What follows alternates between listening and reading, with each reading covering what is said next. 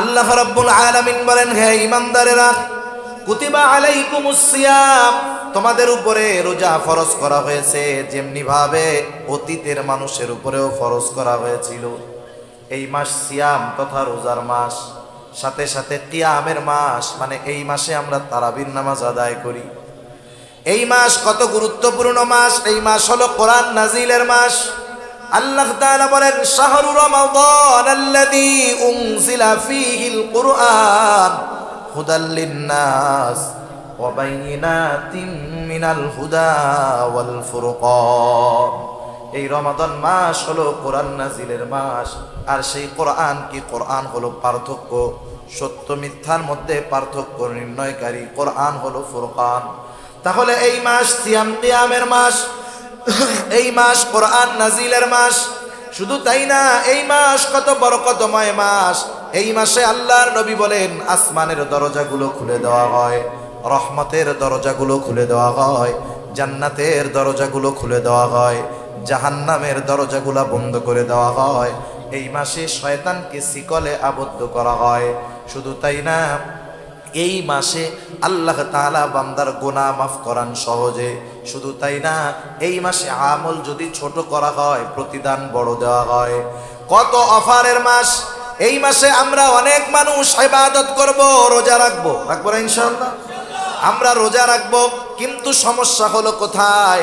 আল্লাহর রাসূল সাল্লাল্লাহু আলাইহি ওয়াসাল্লাম রোজার ব্যাপারে কত ফজিলত, রমজান মাসের ফজিলত, রোজার ফজিলত, কত ফজিলত রোজার।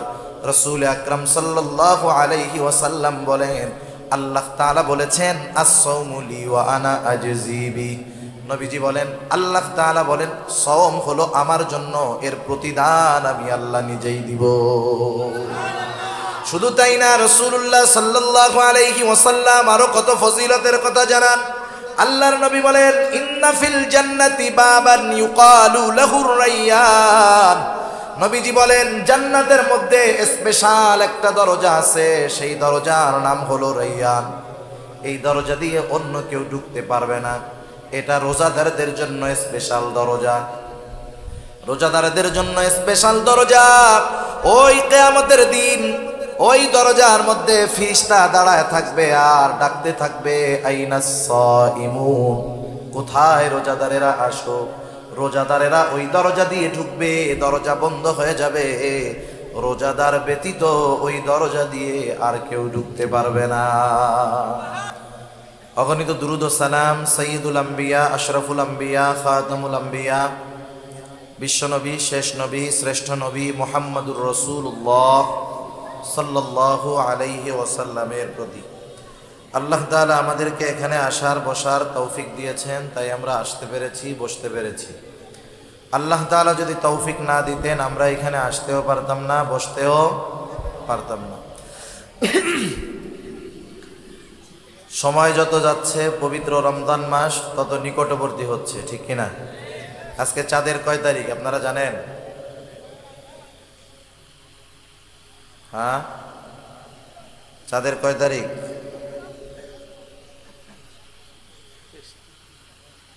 আজকে চাঁদের কয় তারিখ আমরা কেউ জানি না। 22 তারিখ।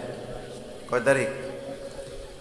রাসূলুল্লাহ সাল্লাল্লাহু আলাইহি ওয়াসাল্লাম বলেন, আহসু হিলাল শাবান আলি রমাদান, তোমরা রমজানের জন্য, রোজার জন্য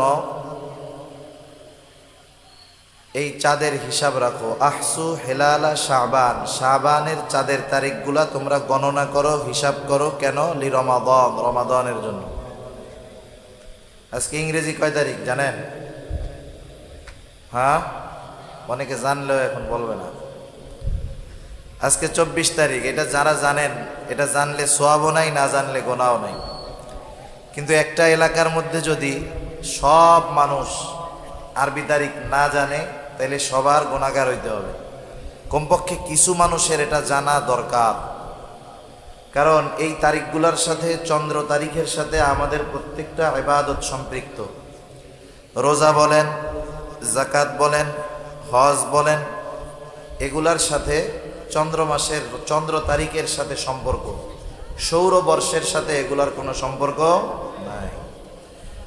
জানাজার নামাজ ফরজে কিফায়া, কয়েকজন যদি আদায় করে এলাকার সবার পক্ষ থেকে আদায় হয়ে যায়, সবাই গুনাহ থেকে বেঁচে যায়।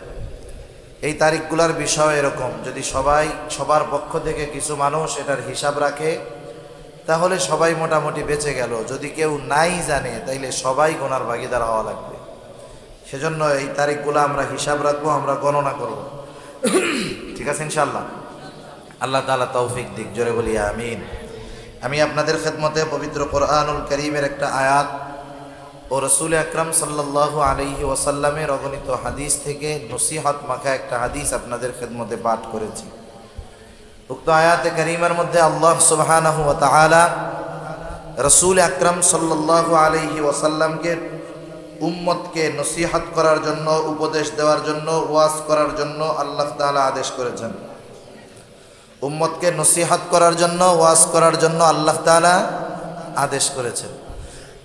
আল্লাহ রাব্বুল আলামিন বলেন, ওয়াযাক্কির ফাইন্নায যিকরা তানফাউল মুমিনিন।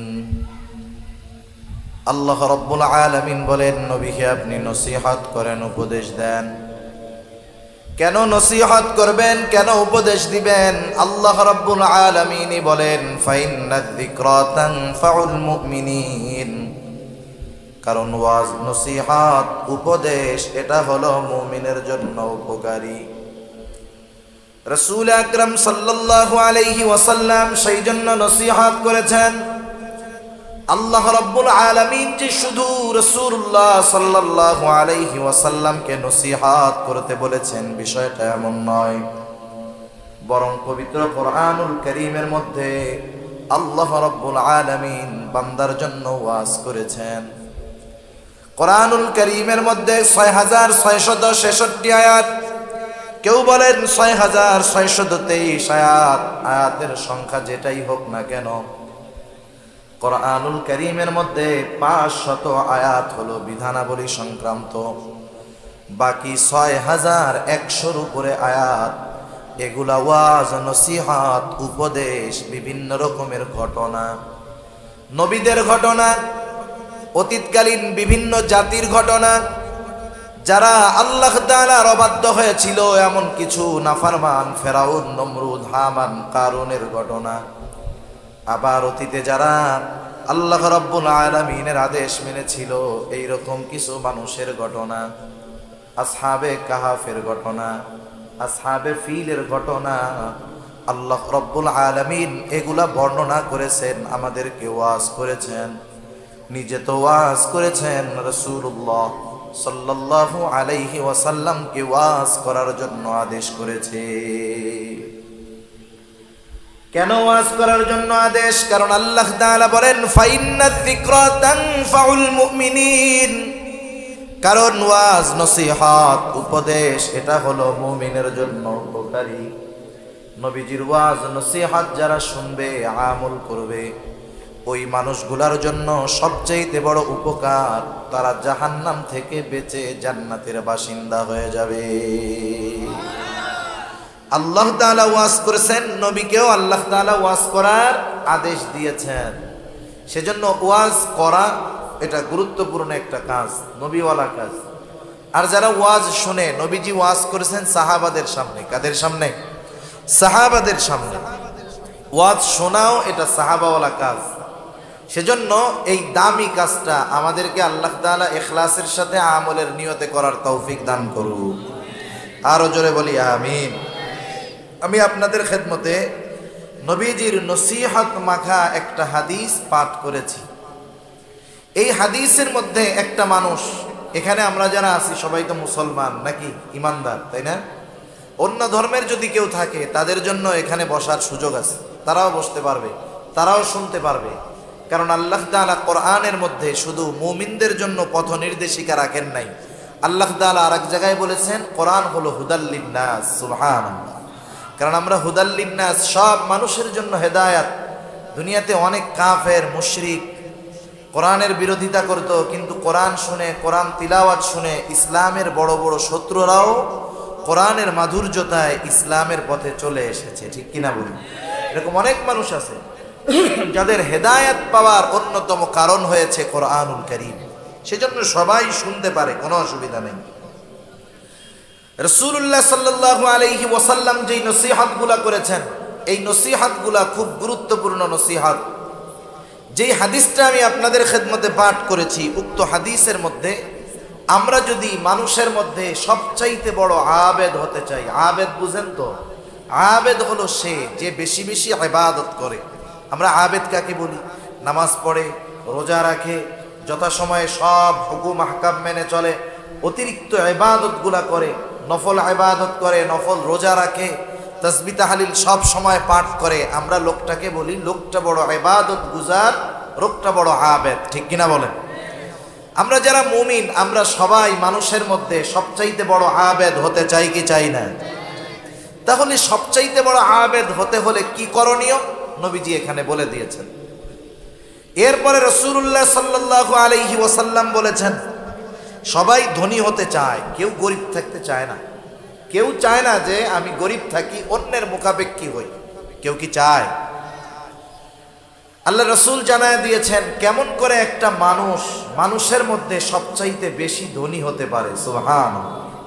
বড় আবেদ হওয়ার পদ্ধতি নবী বলে দিয়েছেন, বড় ধনী হওয়ার পদ্ধতি নবী বলে দিয়েছেন, প্রকৃত মুসলমান কিভাবে হওয়া যাবে এটার পদ্ধতি নবী বলে দিয়েছেন, সাথে সাথে প্রকৃত মুমিন কিভাবে হওয়া যাবে রাসূলুল্লাহ সাল্লাল্লাহু আলাইহি ওয়াসাল্লাম এটাও বলে দিয়েছেন। এখন বলেন, আমরা বড় আবেদ হতে চাই, ধনী হতে চাই, প্রকৃত মুমিন এবং মুসলমান হতে চাই? কারা চাই? একটু হাত উঁচা করি তো। নারায়ে তাকবীর। আরে আওয়াজ হলো না। নারায়ে তাকবীর। আরো জোরে নারায়ে তাকবীর। মাশাআল্লাহ, হাত নামা। আমরা তাহলে একটু আমলের নিয়তে শুনবো ইনশাআল্লাহ। আজকে রাতটাও খুব দামি রাত, আজকে জুমার রাত, খুব গুরুত্বপূর্ণ একটি রাত। আমি বেশি সময় আপনাদের কষ্ট দিব না, অল্প সময়ে আল্লাহ তাআলার কাছে তৌফিক চাই। আল্লাহ তাআলা জানি আমাকে বলবার, আপনাদেরকেও শ্রবণ করবার তৌফিক দান করুক। সকলে বলি আমিন। যে নসিহত মাখা হাদিসটা আপনাদের খেদমতে পাঠ করেছি, রাসূল আকরাম সাল্লাল্লাহু আলাইহি ওয়াসাল্লাম একদিন সাহাবাদেরকে নিয়ে মজলিসের মধ্যে বসে আছেন। রাসূলুল্লাহ সাল্লাল্লাহু আলাইহি ওয়াসাল্লাম সাহাবাদের মজলিসের মধ্যে বসা। একটা সময় রাসূলুল্লাহ সাল্লাল্লাহু আলাইহি ওয়াসাল্লাম উপস্থিত সাহাবাদেরকে উদ্দেশ্য করে বলতেছেন, মান ইয়াখুযু আন্নী হাউলাইল কালিমাত। রাসূলুল্লাহ সাল্লাল্লাহু আলাইহি ওয়াসাল্লাম বললেন, তোমাদের মধ্যে কে আছো আমার থেকে এই কথাগুলাকে গ্রহণ করবা, কথাগুলো নিবা, কথাগুলা শুনবা। শর্ত হলো মাইয়া আমালু বিহিন্না আও ইউআল্লিমু মাইয়া আমালু বিহিন্না। শর্ত হলো এই কথাগুলা শুনে নিজে আমল করবে এবং যারা আমল করতে চায় তাদেরকেও শিখায়া দিবে। রাসূল সাল্লাল্লাহু আলাইহি ওয়াসাল্লাম এই কথা বললেন, তোমাদের মধ্যে কে আছো আমার থেকে কিছু কথা শুনবে, শোনার পর নিজে আমল করবে, আবার যারা আমল করতে চায় তাদেরকেও শিখায়া দিবে। ওই মজলিসের মধ্যে উপস্থিত ছিলেন হযরত আবু হুরায়রা রাদিয়াল্লাহু তাআলা আন। রাসূলুল্লাহ সাল্লাল্লাহু আলাইহি ওয়াসাল্লামের থেকে সবচাইতে বেশি হাদিস যিনি বর্ণনা করেছেন তার নাম হলো হযরত আবু হুরায়রা রাদিয়াল্লাহু তাআলা আন। আল্লাহর নবীর সংস্পর্শে, আল্লাহর নবীর কাছে এসে অবস্থান করেছে মাত্র 3 বছর। এই 3 বছর নবীজির সাহচর্যে থেকে, নবীজির কাছে থেকে হাদিস বর্ণনাকারী সাহাবীদের মধ্যে 1 নম্বরে সবচাইতে বেশি হাদিস বর্ণনাকারী হয়ে গেছে আবু হুরায়রা। সে সব সময় রাসূল সাল্লাল্লাহু আলাইহি ওয়াসাল্লামের কাছে থাকতো। কত কষ্ট, খাবারের কষ্ট, ঘুমের কষ্ট, এরপরেও সব সময় নবীজির কাছে কাছে উনি থাকতেন। আল্লাহর রাসূল এই কথাগুলা বলার সাথে সাথে হযরত আবু হুরায়রা রাদিয়াল্লাহু তাআলা আনহু বললেন, আমি বললাম, ইয়া রাসূলুল্লাহ, আমি আছি। কুলতু আনা ইয়া রাসূলুল্লাহ, হে আল্লাহর রাসূল, আমি আবু হুরায়রা কথাগুলা শুনবো, শুধু শুনবো তাই নয়, নিজে আমল করব, আবার যারা আমল করতে চায় তাদেরকেও শিখায়া দিব। হযরত আবু হুরায়রা রাদিয়াল্লাহু তাআলা আনহু আল্লাহর রাসূলের কাছে আসলেন। তিনি বলেন ফাখাযা বিয়াদি ফাআদ্দা খামসা। রাসূল সাল্লাল্লাহু আলাইহি ওয়াসাল্লাম আমার হাতটাকে শক্ত করে ধরলেন। একটা মানুষ কখন আরেকজনের হাত ধরবে? যখন তার সাথে সম্পর্ক ভালো, অথবা অনেক সময় দেখবেন গুরুত্বপূর্ণ কথা বলার সময়, বন্ধু হোক, ভাই হোক, বাবা হোক, অনেক মানুষ আছে সাথে গুরুত্বপূর্ণ কথা বলার সময় হাতটা শক্ত করে ধরে মনোযোগটা তার দিকে নেয়। রাসূলুল্লাহ সাল্লাল্লাহু আলাইহি ওয়াসাল্লাম আবু হুরায়রা রাদিয়াল্লাহু তাআলা আনহুর হাত ধরলেন। আবু হুরায়রা বলেন ফাআদ্দা খামসান, গুনে গুনে নবীজি আমাকে 5টা উপদেশ দিলেন। কয়টা উপদেশ? আরো জোরে বলেন কয়টা? 5টা উপদেশ দিলেন। 1 নম্বরে নবীজি বললেন, ও আবু হুরায়রা, ইত্তাকিল মাহারিমা তাকুন আবাদান নাস। রাসূলুল্লাহ সাল্লাল্লাহু আলাইহি ওয়াসাল্লাম 1 নম্বরে বললেন, ও আবু হুরায়রা, তুমি সকল প্রকার নিষিদ্ধ বিষয় থেকে বেঁচে থাকো, হারাম থেকে বেঁচে থাকো, পাপ থেকে বাঁচো, গুনার থেকে বাঁচো। ইত্তাকিল মাহারিম, সকল হারাম থেকে বেঁচে থাকো। তাহলে লাভটা কি হবে আবু হুরায়রা? যদি তুমি সব হারাম থেকে, নিষিদ্ধ বিষয় থেকে বাঁচতে পারো, তাকুন আবাদান নাস, তুমি নিষিদ্ধ বিষয়, হারাম জিনিস থেকে বাঁচো, তাহলে তুমি মানুষের মধ্যে সবচাইতে বড় আবেদ হয়ে যাবা। আর আমরা আবেদ কাকে বলি? যে নামাজ পড়ে, রোজা রাখে, তাহাজ্জুদ পড়ে, আওয়াবিন পড়ে, ইশরাক পড়ে, তাসবিহ তাহলিল পড়ে, সব নফল ইবাদত করে। আমরা মনে করি তারা আবেদ। এগুলা করার জন্য যে অনুৎসাহিত করা হচ্ছে তা না। সমস্যাটা কোথায় একটু বুঝেন। এগুলাও করে আবার গুনাহও করে। লোক আছে না নাই? মনে করেন এমন মানুষ হয়তো আপনাদের এলাকায়ও থাকতে পারে, আমাদের এলাকায়ও আছে, নিজে 5 ওয়াক্ত নামাজ যথা সময়ে পড়ে, কোনো নফল নামাজ বাদ যায় না, নফল রোজাগুলা বাদ যায় না, প্রতি সোম বৃহস্পতিবার রোজা রাখে, আইয়াম বিদের নফল রোজাগুলা রাখে, আবার হজও করেছে, তাসবিহ তাহলিল সব সময় পাঠ করে, সে পরিপূর্ণ ইবাদতের মধ্যে থাকে, কিন্তু তার স্ত্রী, তার কন্যা পর্দা করে না।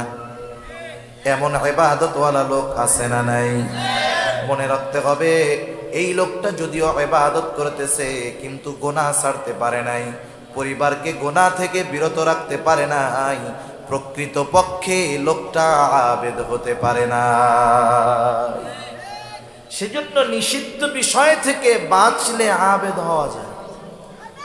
রাসূলুল্লাহ সাল্লাল্লাহু আলাইহি ওয়াসাল্লাম সেই জন্য বলেন ইত্তাকিল মাহারিমা তাকুন আবাদান নাস। এই যে রমাদান মাস আসতেছে, কত গুরুত্বপূর্ণ একটি মাস, কত ফজিলতময় একটা মাস। এই মাস ফজিলতে ভরপুর, কতগুলা ফজিলত, আলাদা একটা বয়ান করা যাবে শুধু এই মাসের ফজিলত নিয়ে। এই মাসটা হলো সিয়াম কিয়ামের মাস। এই মাসে আল্লাহ রোজা ফরজ করেছেন। আল্লাহ তাআলা বলেন, ইয়া আইয়ুহাল্লাযীনা আমানু কুতিবা আলাইকুমুস সিয়াম কামা কুতিবা আলাল্লাযীনা মিন ক্বাবলিকুম লাআল্লাকুম তাত্তাকুন। আল্লাহ রাব্বুল আলামিন বলেন, হে ঈমানদারেরা, কুতিবা আলাইকুমুস সিয়াম, তোমাদের উপরে রোজা ফরজ করা হয়েছে, যেমনি ভাবে অতীতের মানুষের উপরেও ফরজ করা হয়েছিল। এই মাস সিয়াম তথা রোজার মাস, সাথে সাথে কিয়ামের মাস, মানে এই মাসে আমরা তারাবির নামাজ আদায় করি। এই মাস কত গুরুত্বপূর্ণ মাস। এই মাস হলো কোরআন নাজিলের মাস। আল্লাহ তাআলা বলেন, শাহরু রমাদান আল্লাযী উনজিলা ফীহিল কুরআন হুদাল লিন-নাস ওয়া বাইয়িনাতিন মিনাল হুদা ওয়াল ফুরকান। এই রমাদান মাস হলো কোরআন নাজিলের মাস। আর সেই কোরআন কি? কোরআন হলো পার্থক্য, সত্য মিথ্যার মধ্যে পার্থক্য নির্ণয়কারী। কোরআন হলো ফুরকান। তাহলে এই মাস সিয়াম কিয়ামের মাস, এই মাস কোরআন নাজিলের মাস। শুধু তাই না, এই মাস কত বরকতময় মাস। এই মাসে আল্লাহর নবী বলেন, আসমানের দরজাগুলো খুলে দেওয়া হয়, রহমতের দরজাগুলো খুলে দেওয়া হয়, জান্নাতের দরজাগুলো খুলে দেওয়া হয়, জাহান্নামের দরজাগুলো বন্ধ করে দেওয়া হয়। এই মাসে শয়তানকে শিকলে আবদ্ধ করা হয়। শুধু তাই না, এই মাসে আল্লাহ তাআলা বান্দার গুনাহ মাফ করান সহজে। শুধু তাই না, এই মাসে আমল যদি ছোট করা হয় প্রতিদান বড় দেওয়া হয়। কত অফারের মাস!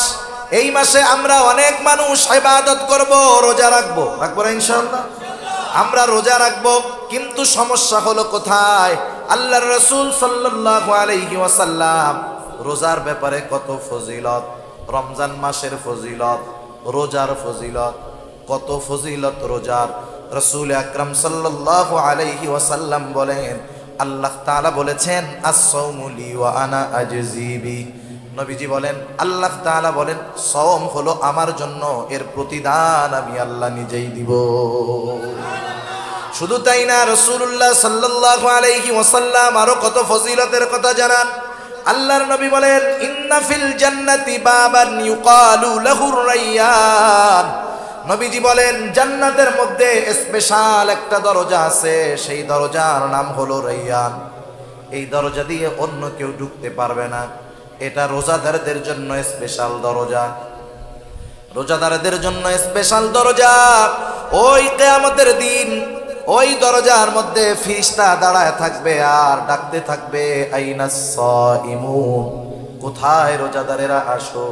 রোজাদারেরা ওই দরজা দিয়ে ঢুকবে, দরজা বন্ধ হয়ে যাবে, রোজাদার ব্যতীত ওই দরজা দিয়ে আর কেউ ঢুকতে পারবে না।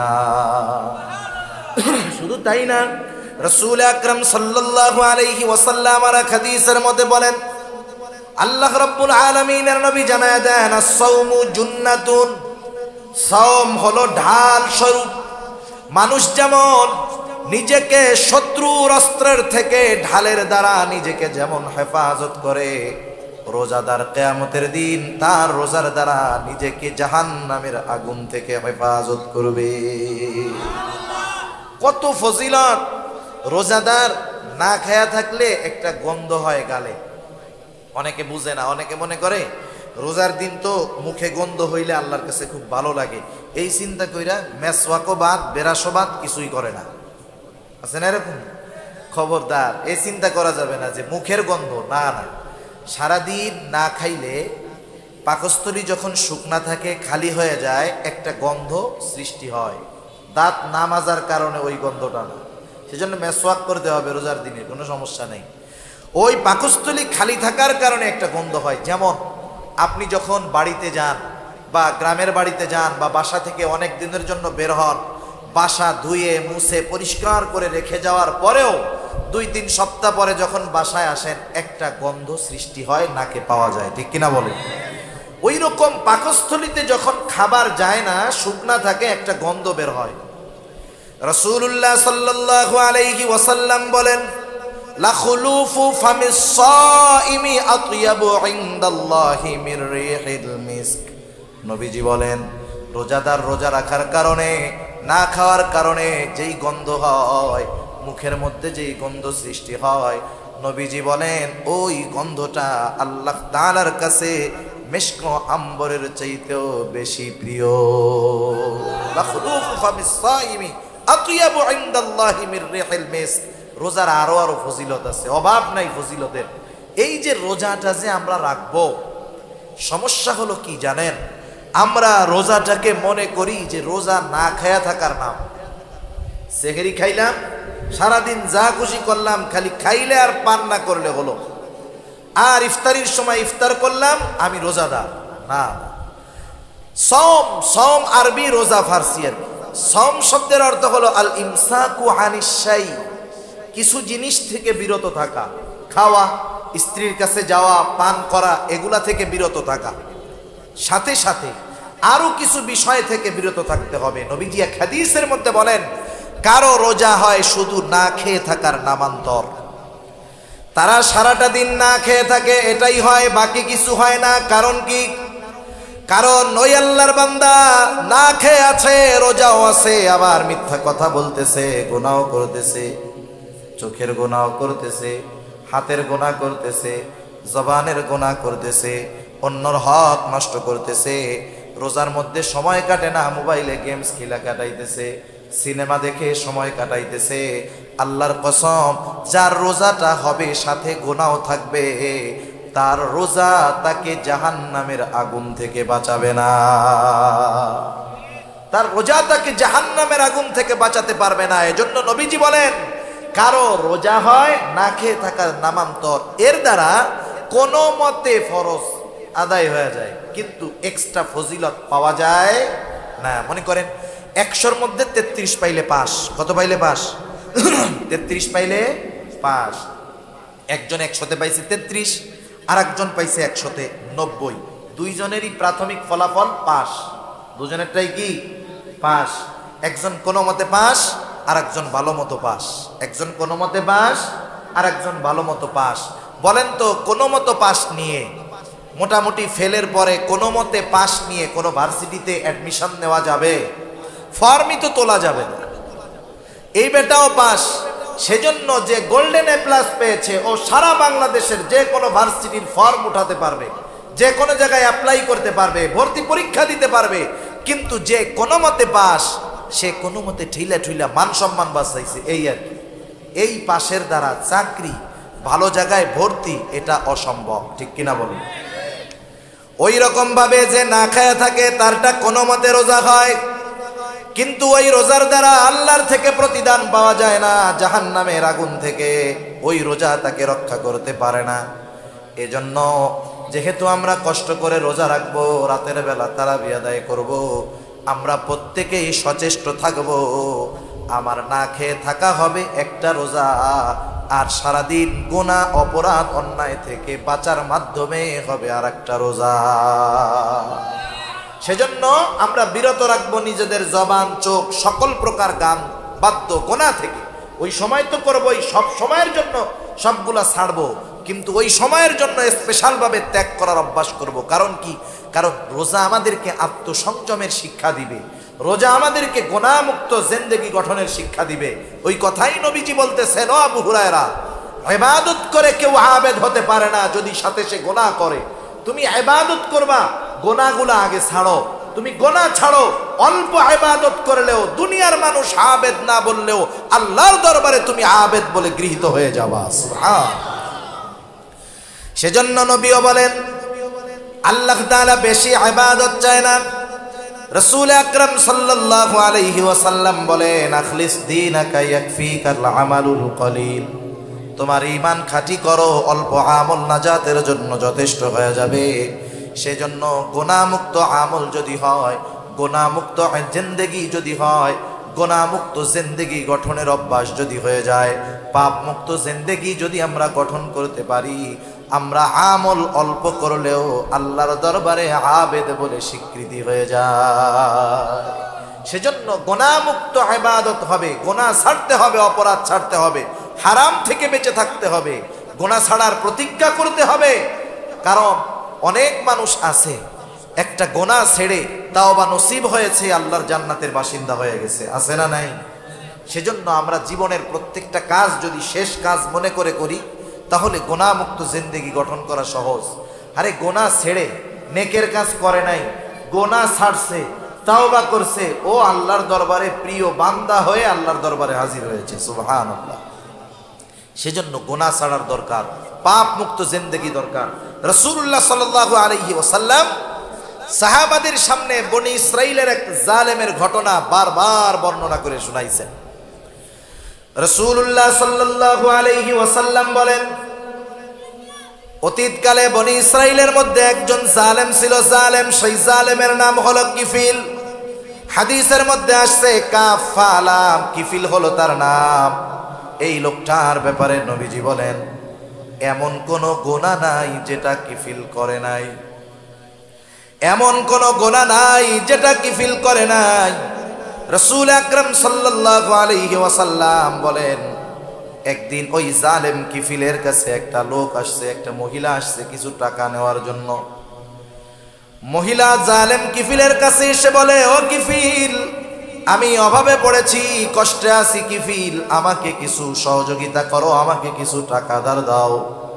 জালেম কিফিল মানুষকে টাকা ধার দিত না, তার অভ্যাস ছিল সে মানুষকে সুদে টাকা দিত। আছে না নাই? শুরু কর। কতজন রোজার মাসে সেহরি ইফতারি ঘাপায়া খাবে, কিন্তু টাকা ঘুষের সুদের, আছে না? একবারে সামনে ডালি ভরা ইফতারি, সেহরির অভাব নাই, কিন্তু টাকা হারাম। হায় হায়, এই হারাম খাইয়া হারাম কইরা ইবাদতই তো কবুল হবে না, ঠিক না?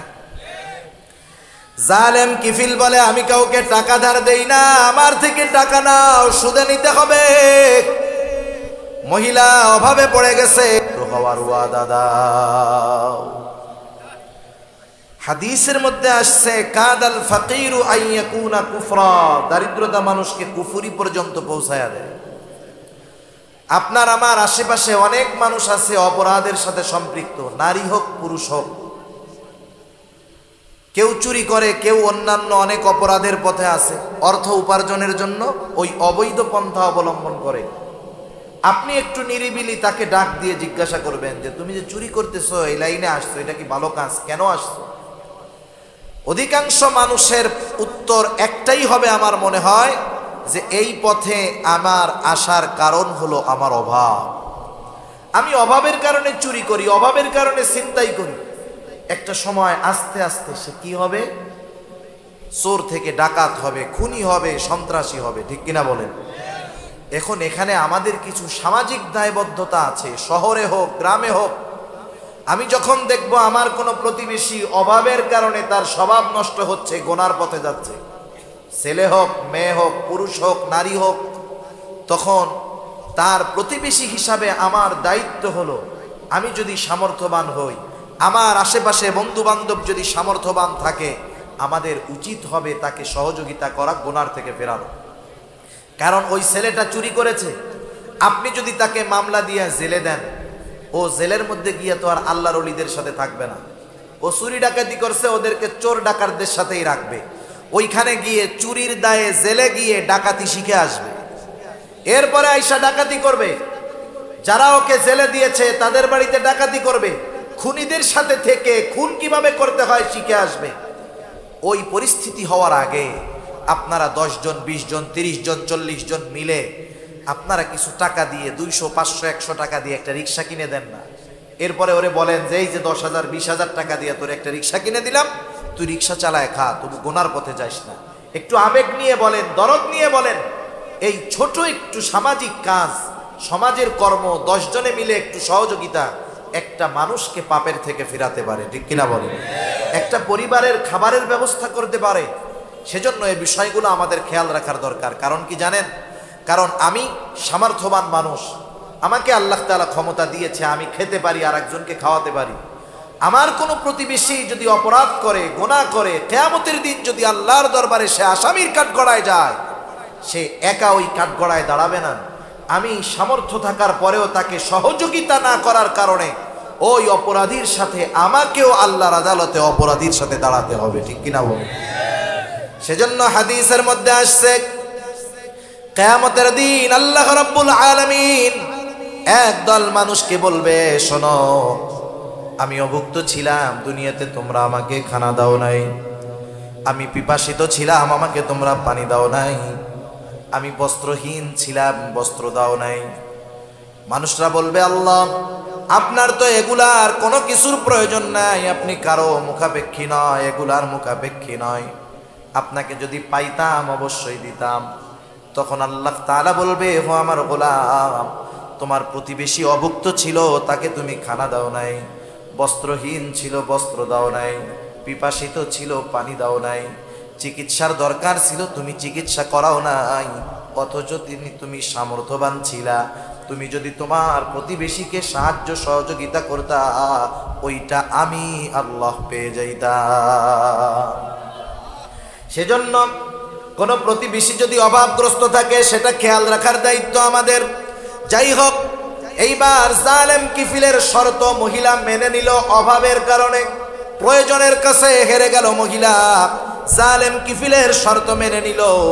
নির্ধারিত দিনে জালেম কিফিল মহিলার কাছে হাজির। একেবারে দরজা জানালা আটকানো, কেউ বাধা দেওয়ার নাই। জালেম কিফিল সে তার কর্ম করার জন্য প্রস্তুতি নিচ্ছে, আর মহিলা থরথর করে কাঁপতেছে। মহিলার দেহটা থরথর করে কাঁপতেছে। কিফিল মহিলার অবস্থা দেখে বলে, ও মহিলা, তুমি কাঁপো কেন? আমি তো তোমাকে জোর করি নাই। তুমি নিজে আমার শর্ত মেনে নিয়ে টাকা নিয়েছো, আমি তোমার উপরে কোনো প্রেসার ক্রিয়েট করি নাই। এইবার মহিলা বলতেছে, ও কিফিল, আমি তো কোনোদিন এই গুনাহ করি নাই, পাপের সাথে জড়াই নাই। ও কিফিল, আমার তো বড় ভয় হয়। ও কিফিল, তোমার সাথে জিনা করার পর আমি না জানি যদি মারা যাই, তাহলে কিয়ামতের দিন আল্লাহ রাব্বুল আলামিনের দরবারে আমি জিনাকারদের কাতারে আমাকে দাঁড়াতে হবে। আমি কান্না করতেছি আল্লাহর ভয়। কার ভয়? জোরে বলেন, কার ভয়? আল্লাহ তাআলার ভয়। জালেম কিফিলের একটা কথায় হয়তো অন্তরের পরিবর্তন চলে আসছে। সে হয়তো চিন্তা করছে, দেখো আমি জীবনে কোন গুনাহ নাই করলাম না, অথচ মহিলা একটা গুনাহ করবে, তাও ইচ্ছা করে নয়, বাধ্য হইতেছে করতে, তাই তার এত ভয়। আর আমার জিন্দেগি তো গুনাহ ছাড়া কিছু নাই। তার মধ্যে তাওবার অনুভূতি, তাওবার অনুশোচনা জাগ্রত হলো, গুনার থেকে ফিরলো, তাওবা করলো। মহিলাকে টাকাগুলা দিয়া কাপড় পরে বলতেছে, ও মহিলা, তোমাকে টাকাগুলো আমি সদকা করে দিলাম। 60 দিরহাম ধার নিয়েছিল, সদকা করে দিলাম। আর শুনে রাখো, আজকে থেকে আমি আর কোনো গুনাহ করব না, পাপ করব না। জালেম কিফিল তওবা করে বাড়িতে চলে গেল। ঘটনাক্রমে রাতের বেলায় দুনিয়া থেকে চলে গেল জালেম কিফিল। এলাকায় যদি কোনো জালেম মারা যায়, যার অত্যাচার জুলুমে এলাকার মানুষ নির্যাতিত, নিষ্পেষিত, নিপীড়িত, এরকম কিছু জালেম কিছু কিছু এলাকায় আছে না নাই? ও পয়সা থাকলে ওরে জোরে সালাম দেয় ভয়ে। মানুষকে সম্মান কয়েক কারণে করে। একটা করে তার ব্যক্তিত্বের কারণে, আর একটা করে তার ভয়ে, ঠিক না? মনে করেন অনেক সময় আপনারা মুরব্বীদেরকে সালাম দেন, দুর্বল মানুষ, কেন সালাম দেন? সম্মানের কারণে। ওলামায়ে কেরাম সম্মান করেন, সালাম দেন সম্মানের কারণে। অনেক সময় কাল্লু মস্তানরেও সালাম দেন, দেন না? কেন দেন? ভয়ে, না জানি সালাম না দিলে কোন সময় কি করে বসে, তা ঠিক আছে। সেজন্য মানুষ জালেমদেরকেও সম্মান করে ভয়ে। ওই ধরনের কোন জালেম যদি মারা যায়, অনেক মানুষ মারা গেলে দোয়া পড়ে ইন্না লিল্লাহ, কিন্তু ওই ধরনের কোন জালেম মারা গেলে মুখে ইন্না লিল্লাহ, অন্তরে বলে আলহামদুলিল্লাহ, ঠিক কিনা বলেন? জালেম কিফিল মারা গেছে, এলাকার মধ্যে খবর ছড়ায় গেছে কিফিল মারা গেছে, এলাকার মানুষ খুশি, কিন্তু কিফিল তো গত রাত্রে তওবা করছে। হাদিসের মধ্যে আসছে, আল্লাহ রাব্বুল আলামিন কিফিলের দরজার মধ্যে কুদরতি ভাবে লিখে দিয়েছে, তোমরা কিফিলকে জালেম বলো না। কিফিল তওবা করেছে, আমি আল্লাহ কিফিলের গুনাহগুলা ক্ষমা করে দিয়েছি। তাহলে দেখেন, গুনাহ ছাড়ার মাধ্যমে আল্লাহর বন্ধু হওয়া যায়, আল্লাহর ওলি হওয়া যায়, বড় আবেদ হওয়া যায়। আমি ইবাদত করলাম, নামাজ পড়লাম, রোজা রাখলাম, তাহাজ্জুদ পড়লাম, মানুষের হক নষ্ট করলাম, নিজে গুনাহ করলাম, চোখের গুনাহ করলাম, হাতের গুনাহ করলাম, পায়ের গুনাহ করলাম, রোজা রাখলাম, জবান দিয়ে গীবত করলাম, পরনিন্দা করলাম, আমি অন্যের হিংসা বিদ্বেষ অন্তরের মধ্যে লালন করলাম। এই যে ইবাদত করলাম, এই ইবাদতগুলা আমাকে আবেদ বানাতে পারবে না যতক্ষণ না আমি গুনাহ ছাড়বো। সেজন্য গুনাহ মুক্ত জিন্দেগি গঠন করতে হবে। যে কোনো পাপ করার আগে চিন্তা করতে হবে যে এই পাপটা করতে করতে আমি যদি মারা যাই। একটা সময় মানুষ বৃদ্ধ হলে মারা যাইতো, আগের সময় এই সিস্টেমটা ছিল, কিন্তু এখনকার সময় সমীকরণ বলতেছে যে বর্তমান সময়ে মৃত্যুর হার বৃদ্ধদের চাইতে যুবক বয়সের মানুষদের বেশি। যুবক মানুষের মৃত্যুর হার বেশি, অ্যাক্সিডেন্ট করে মরে, স্ট্রোক করে মরে, বিভিন্ন নেশাদ্রব্য পান করার মাধ্যমে মরে। সর্বসাকুল্য যুবক তরুণ প্রজন্মের মধ্যে মৃত্যুর হার বেশি।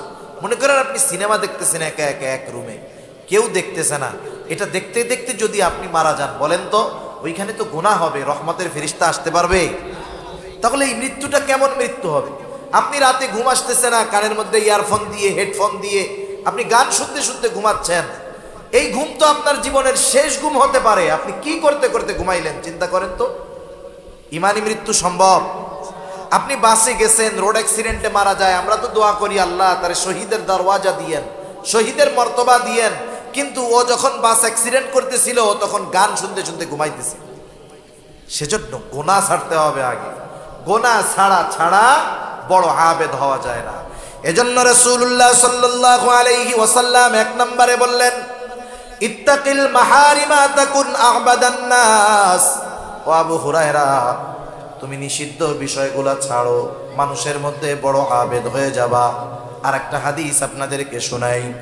রাসূল আকরাম সাল্লাল্লাহু আলাইহি ওয়াসাল্লাম একদিন ফজরের নামাজের পূর্বে মসজিদে নববীর মধ্যে বসে আছেন। ফজরের নামাজের পূর্বে হঠাৎ করে রাসূলুল্লাহ সাল্লাল্লাহু আলাইহি ওয়াসাল্লাম বলতেছেন, শোনো, এখন যেই ব্যক্তি দরজা দিয়ে ঢুকবে সে জান্নাতি। নবীজি ঘোষণা দিলেন, এখন যেই ব্যক্তি দরজা দিয়ে ঢুকবে সে জান্নাতি। এই ঘোষণা দেওয়ার সাথে সাথে সবার নজর দরজার দিকে, কোন আল্লাহর বান্দা ঢুকতেছে। সবাই দরজার দিকে তাকায় দেখলো একজন লোক ঢুকছে। যেই লোকটার অজুর পানি দাড়ি বেয়ে বেয়ে পড়তেছে আর বাম হাতের মধ্যে তার জুতা। এই লোকটা মসজিদের দরজা দিয়ে ঢুকলো। প্রথম দিন গেল, দ্বিতীয় দিন আবার রাসূলুল্লাহ সাল্লাল্লাহু আলাইহি ওয়াসাল্লাম বলতেছেন ফজরের নামাজের পূর্বে, এখন যেই ব্যক্তি দরজা দিয়ে ঢুকবে সে জান্নাতি। সবার নজর দরজার দিকে। দেখা গেল গতদিন যেই লোকটা যেই অবস্থায় ঢুকছিল আজকেও সে ঢুকছে। তার মানে অজুর পানি দাড়ি বেয়ে পড়তেছে আর হাতের মধ্যে জুতা নিয়ে মসজিদে ঢুকলো। 2 দিন চলে গেল।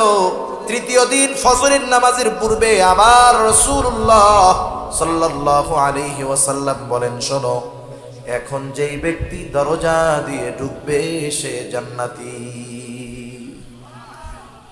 আবার তাকায় দেখে সবাই গত 2 দিন যে ঢুকছে আজকেও সে।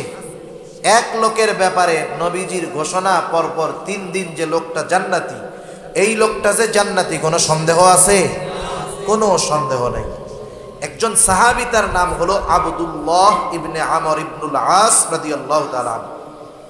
উনি চিন্তা করতেছেন এই লোকটার ব্যাপারে পরপর নবীজি 3 দিন জান্নাতি হওয়ার ঘোষণা দিল, ও যে জান্নাতি কোনো সন্দেহ নেই, কিন্তু ওর ব্যাপারে এমন ঘোষণা আসার কারণটা কি? আব্দুল্লাহ ইবনে আমর ইবনুল আস চিন্তা করলেন ওর বাড়িতে যাইতে হবে, থাকতে হবে, দেখতে হবে। আব্দুল্লাহ ইবনে আমর ইবনুল আস ওই লোকটার কাছে গিয়ে বলে, ও ভাই, আমি 3টা দিন তোমার বাড়িতে মেহমান হতে চাই, 3টা রাত তোমার বাড়িতে থাকবো। আমার খাবার টাবার কোনো কিছুর দরকার নাই, শুধু আমি 3টা রাত এশা থেকে ফজর তোমার বাড়িতে অবস্থান করব। লোকটা বলে, ঠিক আছে, কোনো অসুবিধা নাই। এইবার এশার নামাজ পড়ে 2 জন একসাথে বাড়িতে চলে গেল। স্বাভাবিক আল্লাহওয়ালা বুজুর্গ যারা, বড় আবেদ যারা, তারা রাতের নিরিবিলি সময়টাকে আল্লাহ তাআলাকে বেশি ডাকে, ঠিক কিনা বলেন?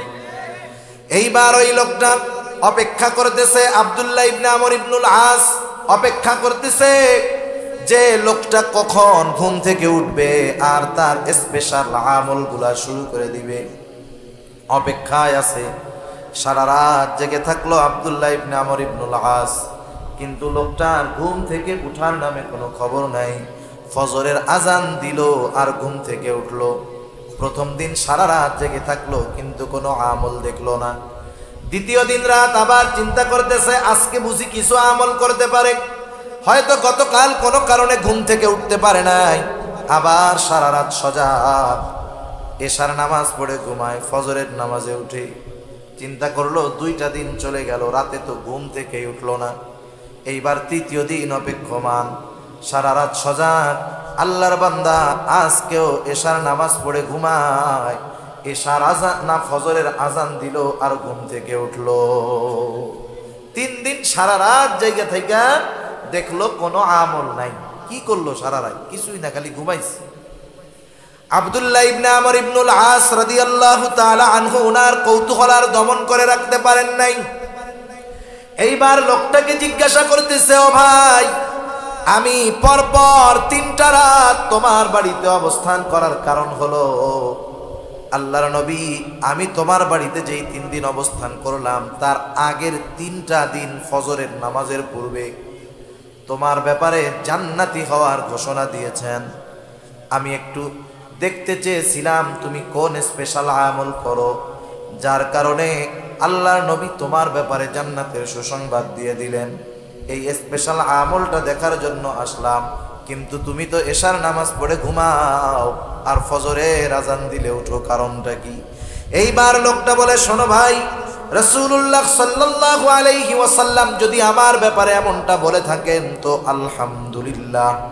তুমি যে আশায় রাত্রি যাপন করেছো যে আমি কোনো স্পেশাল আমল করি নাকি, তুমি শুধু শুধু রাত জেগেছো, তুমি আমাকে ওই 3 দিন যেমনটা দেখেছো প্রতিটা দিন আমার এমন ভাবেই কেটে যায়।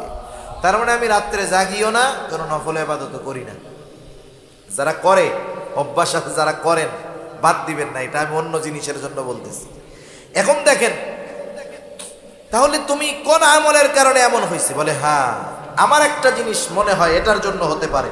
আমি 5 ওয়াক্ত নামাজ পড়ি, 5 ওয়াক্ত নামাজ পড়ি, হারাম হালাল বেঁচে চলি, অন্যের হক নষ্ট করি না, যতটুকু ফরজ ওয়াজিব সুন্নাত আছে এইটুকু করি। বলেন, ফরজ ওয়াজিব সুন্নাত, সুন্নাতে মুআক্কাদা, এটা একটা মুমিনের জন্য স্বাভাবিক কর্ম, ঠিক কিনা বলেন? নামাজ পড়া এটা স্পেশাল কোনো ক্রেডিট না। আমি নামাজ পড়ি, নামাজি, এটা কোনো ক্রেডিট না, এটা আমার দায়িত্ব, এটা আমার কর্ম, এটা আল্লাহর পক্ষ থেকে আমার প্রতি আদেশ, এটা আমি করতে বাধ্য। তা আমি ওইগুলাই করি। আর অতিরিক্ত কি করি?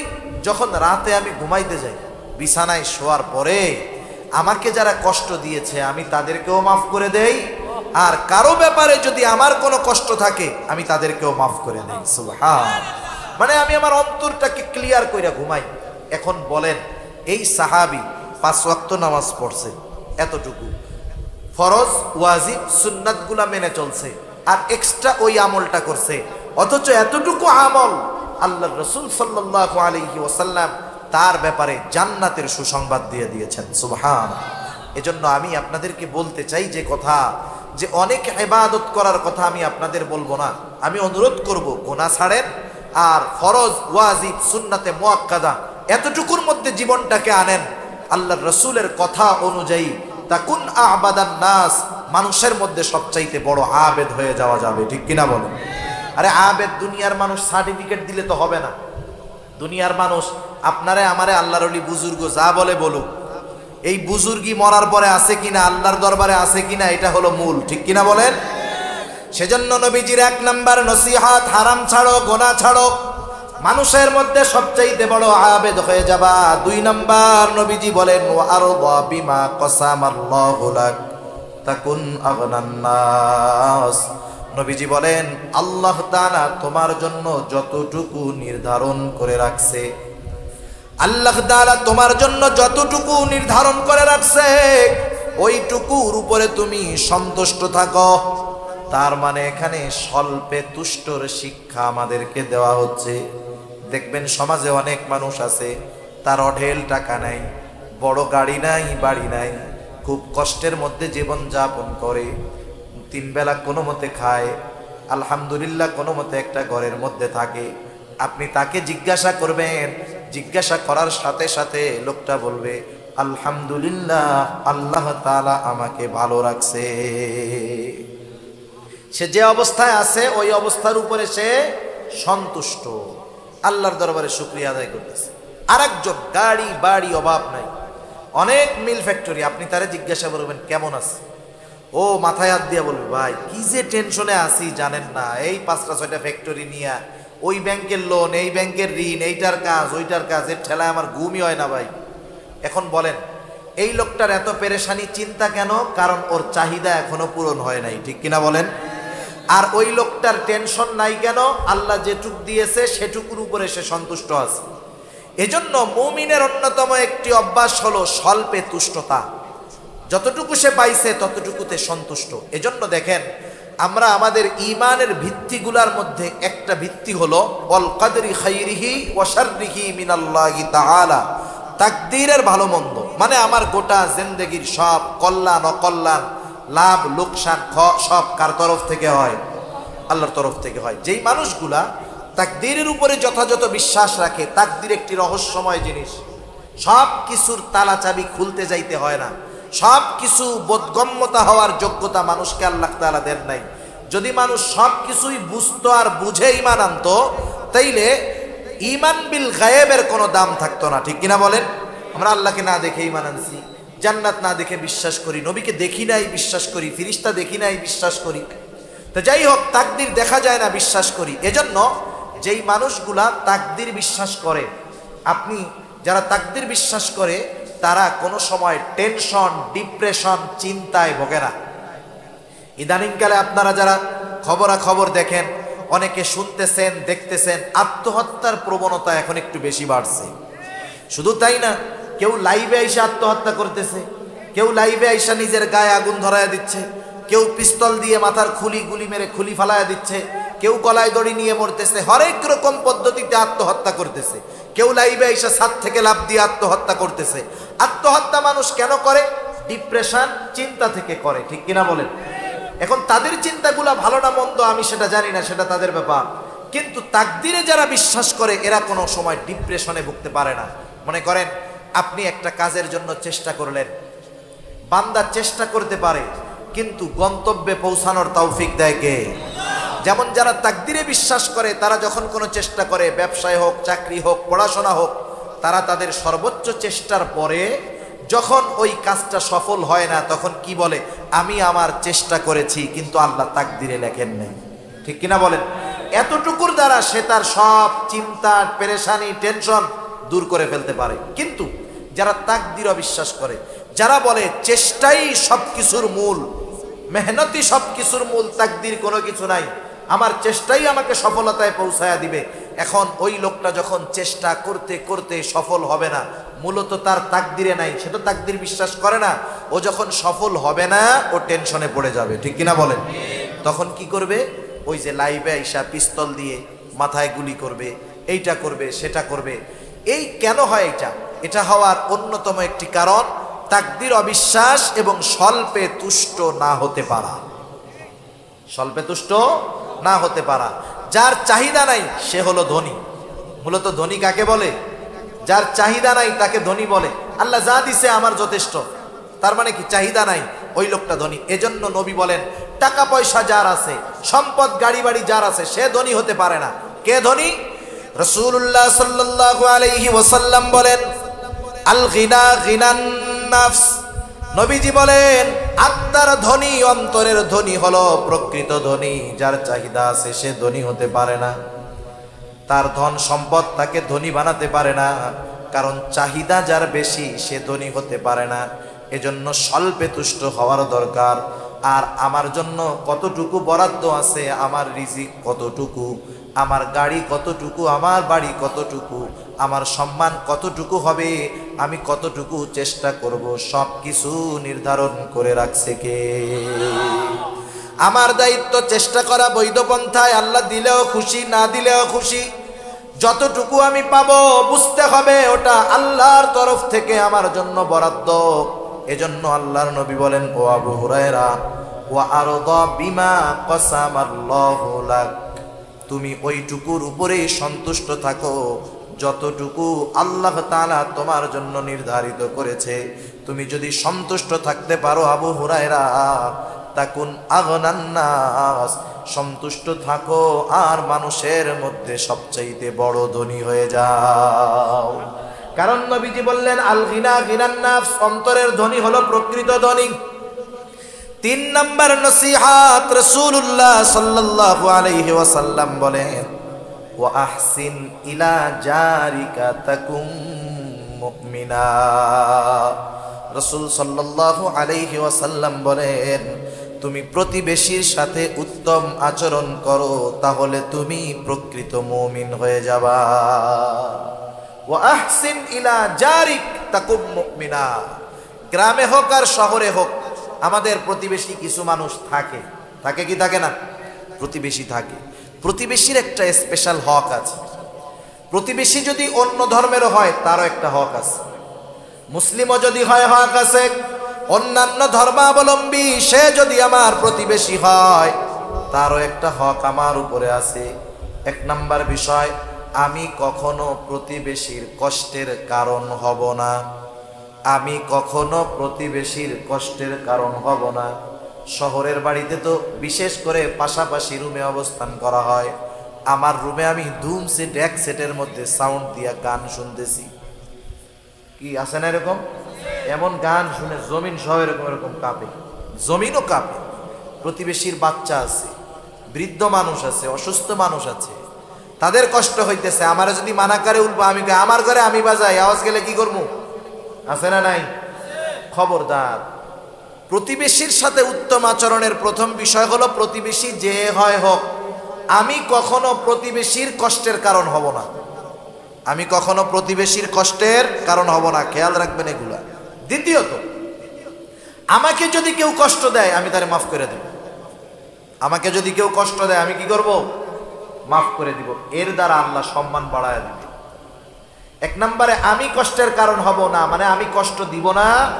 দুই নম্বর, আমারে যদি কেউ কষ্ট দেয় আমি তারে মাফ করে দিব। কষ্ট অনেক সময় অনেকে ইচ্ছায় না অনিচ্ছায়ও দেয়, ঠিক না? গ্রামের বাড়িতে যদি হয় এরকম, মনে করেন গ্রামের বাড়িতে আপনার প্রতিবেশী মুরগি লালন পালন করে, গরু লালন পালন করে, ছাগল লালন পালন করে। গরু, ছাগল, মুরগি এদেরকে কি ওয়াশ করলে কাজ হবে নাকি? আপনার প্রতিবেশী খারাপ, আপনি যদি গরু ছাগলরে ওয়াশ করে বুঝান, ছাগল তোমার ঠ্যাং দুইটা ধরলাম, তোমার পায়ে দুইটা ধরছি, তুমি কিন্তু ওই বাড়ি যাইয়া কিছু কইরো না, ওরা কিন্তু আমার দুশ্মন। ছাগল কানে জাড়া দিয়া বলবে যে আমি একটু ওই বাড়ি থেকে ঘুরে আসি, ঠিক কিনা বলেন? এখন দেখেন, আমার প্রতিবেশী ছাগল লালন পালন করতে পারে, আমার প্রতিবেশী মুরগি লালন পালন করতে পারে, আমি করি না। অনেক সময় আমাদের বাসায় বাড়িতে আসে কি আসে না, আমরা কি করি জানেন? লাঠি নিয়ে রেডি থাকি, আউ খাই। খবরদার, কেউ যদি এই ধরনের কোনো কষ্ট কারো মাধ্যমে আসে আমি তার উপরে বিরক্ত হব না। কারণ ছোট বাচ্চা অনেক সময় এসে কষ্ট দিতে পারে, মুরগির বাচ্চা আসতে পারে, ছাগলের বাচ্চা আসতে পারে। কিন্তু আফসোস, বরিশালের এক জায়গায় 2 বছর আগে কি হয়েছে, একটা হাঁস একজনের বাড়ি গেছে। হাঁস কেন আসলো এটা নিয়ে দুজনের মধ্যে গ্যাঞ্জাম, মারামারি লাগছে, একজন জায়গায় মারা গেছে। এখন বলেন, হাঁস যদি বুঝতো লোকটা এত খারাপ, তাহলে হাঁস যাইতো নাকি? যাইতো না। আমাদের পাশের বাড়ি সেই দিন দেখতেছি, এতকাল 2 ফ্যামিলির মধ্যে খুব ভালো সম্পর্ক, একজন একটা গরু পালে, ওই পাশে যায় আর ওই পাশের লোক ধুমসে বিড়ানি দেয়। এবার গ্যাঞ্জাম মধ্যে দিয়ে কঠিন আকারে বেড়া দিয়ে দিয়েছে। অথচ চিন্তা করেন, আপনার বাসায় আমার বাসায় আল্লাহ না করুক আগুন লেগে যদি যায়, আমার অমক আছে তমক আছে, আমার ভাই এসপি, আমার ভাই ডিসি, আমি তো গ্রামে থাকি, তারা তো ঢাকা শহর থাকে। এখন আমার প্রতিবেশী আগুন লাগার পরে আমার সাথে সম্পর্ক ভালো নাই, ও প্রতিবেশীদের যে চিন্তা করে, ওর এসপি ডিসি ভাইদেরা তো পাওয়ার দেখায়, আমি বৈশা থাকি আল্লাহর নামে কম্বলের তলে, এসপি ডিসি এসে আগুন নেবা। এসপি ডিসি আসতে আসতে ওই ঘর আর ঘর থাকবে না, ছাই হয়ে যাবে, ঠিক কিনা বলেন? সেজন্য আমি যখন কোনো বিপদে পড়ি, আমার সাহায্যে আমার কোনো আত্মীয় আগে আসতে পারে না, আমার কোনো বন্ধু বান্ধব আসতে পারে না, আমার বড় চাকরিজীবী ভাই বন্ধু আসতে পারে না। আমার বিপদে সর্বপ্রথম আমার প্রতিবেশী চলে আসে আগে। আমি যদি অসুস্থ হয়ে যাই, আমাকে হাসপাতালে নেওয়ার প্রয়োজন, ওই গভীর রাতে আমার আত্মীয় স্বজন ঢাকায়, তারা যাইতে পারে না, কিন্তু আমার প্রতিবেশী আমাকে গাড়িতে করে হসপিটালে নিয়ে যায়। এই জন্য 1 নম্বরে আমি নিজে উত্তম প্রতিবেশী হব। আমি কারো কষ্টের কারণ হব না, কাউকে কষ্ট দিব না। কেউ যদি কোনোভাবে অনাকাঙ্ক্ষিতভাবে কারো দ্বারা যদি কষ্ট পাই, অবশ্যই অবশ্যই আমি তাকে মাফ করে দিব। মুরগি ছাগল আসে, আমরা কষ্ট পাবো না, তাদের প্রতি রাগ হব না, এর দ্বারা লাভ কি হবে? 1 নাম্বার, কষ্ট না দেওয়ার কারণে আমি উত্তম প্রতিবেশী হব। 1 দিন 2 দিন 3 দিন কেউ যদি আমাকে কষ্ট দেয়, আমি যদি একটু সবর করি, এক সময় ওই লোকটা চিন্তা করবে, আহারে আমার প্রতিবেশীকে আমি কতভাবে কষ্ট দিলাম, কিন্তু আমার প্রতিবেশী কখনো আমাকে কষ্ট দেয় না, প্রতিবাদ করে না। যা হোক, আজকে থেকে তার সাথে আর খারাপ ব্যবহার করা যাবে না, আমার প্রতিবেশীকে আর কষ্ট দেওয়া যাবে না। উত্তম প্রতিবেশী এটা অন্যতম একটা নেয়ামত। হাদিসের মধ্যে আসছে 4টা জিনিস খুব গুরুত্বপূর্ণ, এর মধ্যে একটা হলো উত্তম প্রতিবেশী। প্রত্যেকে আমাদের অভ্যাস হলো আমরা উত্তম প্রতিবেশী চাই, আমরা চাই যে আমার প্রতিবেশী ভালো হোক, কিন্তু আমি ভালো হইতে চাই না। কথা বুঝেন নাই? আমি চাই যে আমার আশেপাশের লোকজন সব ভালো থাকবে, আমার সাথে ভালো ব্যবহার করবে, কিন্তু আমি নিজে করতে রাজি নাই। সেজন্য আমি আগে উত্তম প্রতিবেশী হব। আমি যদি ভালো হই, আমার আশেপাশের মানুষেরা ভালো হয়ে যাবে, ঠিক কিনা বলেন? উত্তম প্রতিবেশীর দাম আছে। আব্দুল্লাহ ইবনে মুবারক রাহমাতুল্লাহি আলাইহি, জগৎ বিখ্যাত একজন মুহাদ্দিস আব্দুল্লাহ ইবনে মুবারক, আব্দুল্লাহ ইবনে মুবারকের বাড়ির সাথে একটা জমি বিক্রয় হবে, একজন বেধর্মী জমিটা বিক্রয় করবে, বিজ্ঞাপন লাগায় দিছে এই জমিটা বিক্রয় হইবে, যোগাযোগ করেন। একের পর এক মানুষ এসে তার সাথে জমি কেনার ব্যাপারে কথা বলে, কিন্তু লোক না জমির যেই দাম তার দ্বিগুণ চেয়ে বসে আছে। প্রত্যেকটা জায়গার একটা বাজার মূল্য আছে না, বাজার মূল্য যদি 10 লাখ হয়, আপনি নয় 10,000, 20,000, 1 লাখ বেশি চাইলেন, কিন্তু বাজার মূল্য 10 লাখ, তুমি দ্বিগুণ কেন চাও? এইবার বেধর্মী লোকটা বলতেছে, তোমরা বুঝতে পারো নাই আমার জমির দাম আমি কেন চাইলাম। 1 নাম্বার, আমার জমির দাম সাধারণ দাম ঠিক আছে, কিন্তু জমির দাম দ্বিগুণ চাওয়ার কারণ হলো এই জমিটা যে কিনবে সে আব্দুল্লাহ ইবনে মুবারকের প্রতিবেশী হয়ে যাবে, এই জন্য এই জমির দাম আমি দ্বিগুণ চেয়েছি। এবার লোকজন বলতেছে আমারে দাও আমারে দাও, লটারি শুরু হয়ে গেছে। তাহলে চিন্তা করেন, একজন উত্তম প্রতিবেশী এটা আমাদের জন্য কল্যাণকর জিনিস, আর একজন খারাপ প্রতিবেশী সে আমার জন্য কষ্টের কারণ। আল্লাহ রাসূল সাল্লাল্লাহু আলাইহি ওয়াসাল্লাম এক হাদিসের মধ্যে বলেন, প্রতিবেশীর যেই হকগুলো আছে প্রতিবেশীর সাথে আন্ডারস্ট্যান্ডিং ভালো রাখতে হবে, সম্পর্ক ভালো রাখতে হবে। কিন্তু সমস্যা কি, এখনকার জামানায় সবচাইতে বড় শত্রু হলো প্রতিবেশী আর এক প্রতিবেশী, ঠিক কিনা বলেন? অনেক সময় এমন হয়, সম্পদওয়ালা যারা, সম্পদওয়ালা টাকাওয়ালা যারা, এরা প্রতিবেশী যদি গরিব হয় ও মনে মনে চিন্তা করে, ওরে যেমনেই হোক এখান থেকে যদি উচ্ছেদ করে দিতে পারতাম, আমার বিল্ডিংটা আর একটু বড় বানাইতে পারতাম, তাইলে আমার খুব ভালো হইতো। এই ধরনের চিন্তা কিছু মন মানসিকতা কিছু মানুষের আছে, এজন্য প্রতিবেশীরে কষ্ট দেয়। মনে করেন আপনি 3 তলায় থাকেন, শহরের বাড়িতে এই অবস্থাগুলো বেশি হয়। আপনি 3 তলায় থাকেন, নিচে টিন শেডওয়ালা লোক আছে না নাই? আপনি কি করেন, আপনার পোলার রাতের বেলা মুত আইছে, আপনি জানলা দিয়ে এখন আব্বা স্টার্ট দিয়ে দাও, এ ধরনের কাজ কাম করা যাবে? জানালা দিয়ে থুতু ফালাবেন না, কাশি ফালাবেন না, কারণ আপনার প্রতিবেশী ওইখানে আছে, এটা তার জন্য কষ্টের কারণ হবে। আল্লাহ রাসূল সাল্লাল্লাহু আলাইহি ওয়াসাল্লাম এগুলা নিষেধ করেছেন। নবীজি বলতেছেন, শোনো, জিবরাইল আমাকে প্রতিবেশীর হকের ব্যাপারে এতটা গুরুত্ব দিয়েছে, এতটা তাগিদ দিয়েছে, আমি তো একটা সময় মনে করতেছিলাম না জানি প্রতিবেশীকেও সম্পদের ওয়ারিস বানায় দেওয়া হয়। যেই ওয়ারিসি সম্পদের একটা মালিকানা হয়তো প্রতিবেশীর জন্য আল্লাহ বরাদ্দ করে দিবেন। প্রতিবেশীর ব্যাপারে এতটা গুরুত্ব আল্লাহ রাব্বুল আলামিন আমার আপনার রাসূলকে দিয়েছেন, এটা আমাদের শিক্ষার জন্য। সেজন্য আমরা প্রতিবেশীর সাথে ভালো আচরণ করব। নবীজি বলেন, তাইলে কি হবে? তাইলে তোমরা প্রকৃত মুমিন হতে পারবা। সুবহানাল্লাহ বলেন। কারণ আমার দ্বারা যদি কেউ কষ্ট পায়, আমি যদি হাজি হই, গাজী হই, তাহাজ্জুদ গুজারি হই, আমি প্রকৃত মুমিন মুসলমান হতে পারি নাই। আমি আমার প্রতিবেশীকে কথার মাধ্যমে কষ্ট দেই, জবানের মাধ্যমে কষ্ট দেই, হাত পা কথা অঙ্গ প্রত্যঙ্গের দ্বারা কষ্ট দেই, আমি প্রকৃত মুমিন হতে পারি নাই। রাসূলুল্লাহ সাল্লাল্লাহু আলাইহি ওয়াসাল্লাম বলেন, আল মুসলিমু মান সালিমাল মুসলিমুনা মিন লিসানিহি ওয়া ইয়াদিহি। নবীজি বলেন, প্রকৃত মুসলমান হলো সে যার মুখ এবং হাত থেকে অপর মুসলমান নিরাপদ থাকে। একটু নিজেকে নিজে প্রশ্ন করবেন যে আমার প্রতিবেশী, আমার মুমিন ভাই, আমার আত্মীয় স্বজন, এরা কি আমার জবানের থেকে মুক্ত? আমি কি তাদেরকে কোনো জবান দ্বারা কষ্ট দেই, অঙ্গ প্রত্যঙ্গের দ্বারা কষ্ট দেই? যদি দিয়ে থাকি তাইলে আমি প্রকৃত মুমিন হতে পারি নাই। সেজন্য ভাই প্রতিবেশীর সাথে সম্পর্ক ভালো করব। আল্লাহ রাসূল সাল্লাল্লাহু আলাইহি ওয়াসাল্লাম এক হাদিসের মধ্যে বলেন, তোমরা তরকারির মধ্যে একটু ঝোল বেশি দিবা, পানি বেশি দিবা। কেন? যাতে প্রতিবেশীর খবরাখবর নিতে পারো। মনে করেন অনেক সময় হয় একজন মানুষ একটু টাকাওয়ালা আর একজন গরিব। টাকাওয়ালা মানুষ ওই গরিব মানুষের বাড়িতে কিছু খাবার সামগ্রী পাঠাইলো। আমাদের মা বোনদেরকে যা দেখি, কোনো ফ্যামিলি থেকে যদি কোনো কিছু পাঠায়, ওনারা খালি বাটি ফেরত দিতে চান না, ঠিক না? চাই যে আমিও আমার ভালো কিছু হইলে দিব। আপনি তো ডেলি গোশত খান, আপনার প্রতিবেশী মাসে একবারও পায় না, বছরে 2-3 বার পায় না। এখন ওর বাসায় একদিন গোশত কোনো মতে আসতে, ছাট ছুট যা হয় হোক, আপনি তো ডেলি খান। এখন ওর বাসায় খাবার পাঠাইছিলেন, ও বাটিতে একটু হাড্ডি হুড্ডি রান্না করে আপনার কাছে পাঠাইছে। আমাদের খাসলাত কি? ওইটা দেখার পরে আগে মুখ একটা ভেংসি মারে, এইগুলার কি দরকার ছিল, এগুলো আমরাও খাই না, আমাদের বাচ্চারাও খায় না। আরে ভাই, ওই লোকটা তো গরিব মানুষ, সে আপনার বাড়িতে বড় আশা করে নিয়ে আসছে, আপনি না খান, বাচ্চাদের না খাওয়ান, আপনি আপনার বিড়ালরে দিয়ে খাওয়ায় দেন, সমস্যা নাই, কিন্তু গ্রহণটা তো হাসি মুখে করবেন, ঠিক কিনা বলেন? সেজন্য অনেক সময় আছে যে আমার প্রতিবেশী একটু গরিব মানুষ, আমারে দাওয়াত দেয়, আমার জন্য কিছু খাবার পাঠায়, যেগুলো আমি খাই না, আমার পছন্দ না, পরিবার পরিজনকে খাওয়াই না, আমরা কি করি সেটা নেগলেক্ট করি, ফিরাইয়া দেই, মুখ ভেঙচি মারি, একবারে তুচ্ছ মনে করি। না না, এমনটা করা যাবে না। আমি হাসি মুখে নিব, আমি না খাই ফালাইয়া দিলাম, অন্য আরেকজনকে দিলাম, কিন্তু আমি যদি তাকে ফিরাইয়া দেই মুখটা গোমড়া করে, সে অন্তরে কষ্ট পেয়ে যাবে, ঠিক কিনা বলেন? এজন্য প্রতিবেশীর সাথে আন্ডারস্ট্যান্ডিং ভালো হবে, প্রতিবেশীর সাথে সম্পর্ক ভালো করতে হবে, উত্তম আচরণ করতে হবে, কষ্ট দেওয়া যাবে না, কষ্টের কারণ হওয়া যাবে না।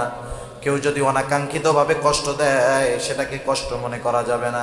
এই যে পাশাপাশি বাসায় যখন অবস্থান করা হয়, অনেক জায়গায় দেখেছি অনেকে অভিযোগও করছে এরকম, হুজুর বাচ্চাটা আমার বাচ্চা, কয়েক মাস বয়স, ও তো বোঝে না, কান্নাকাটি করে, আমার পাশের প্রতিবেশী চরম আকারে আমাকে বকাঝকা করে, গালাগালি করে, বিরক্ত হয়, হুজুর কি করব? আমি বললাম ভাই কি বলবো, একটু চিন্তা করে দেখেন, কোনো বাচ্চা কি ইচ্ছা করে কান্না করায় নাকি? মা বাবা কান্না করে, মা বাচ্চা আইসা মা বাবাকে ধমক দেয়, কত খারাপ কথা বলে। এরকম অনেক সময় হতে পারে যে একজনের বাচ্চা কান্নাকাটি করতেছে রাতভর, আপনার একটু কষ্ট হচ্ছে, আপনি একটু সবর করেন না, আল্লাহ তাআলা এর প্রতিদান দিবে, ঠিক আছে ইনশাআল্লাহ।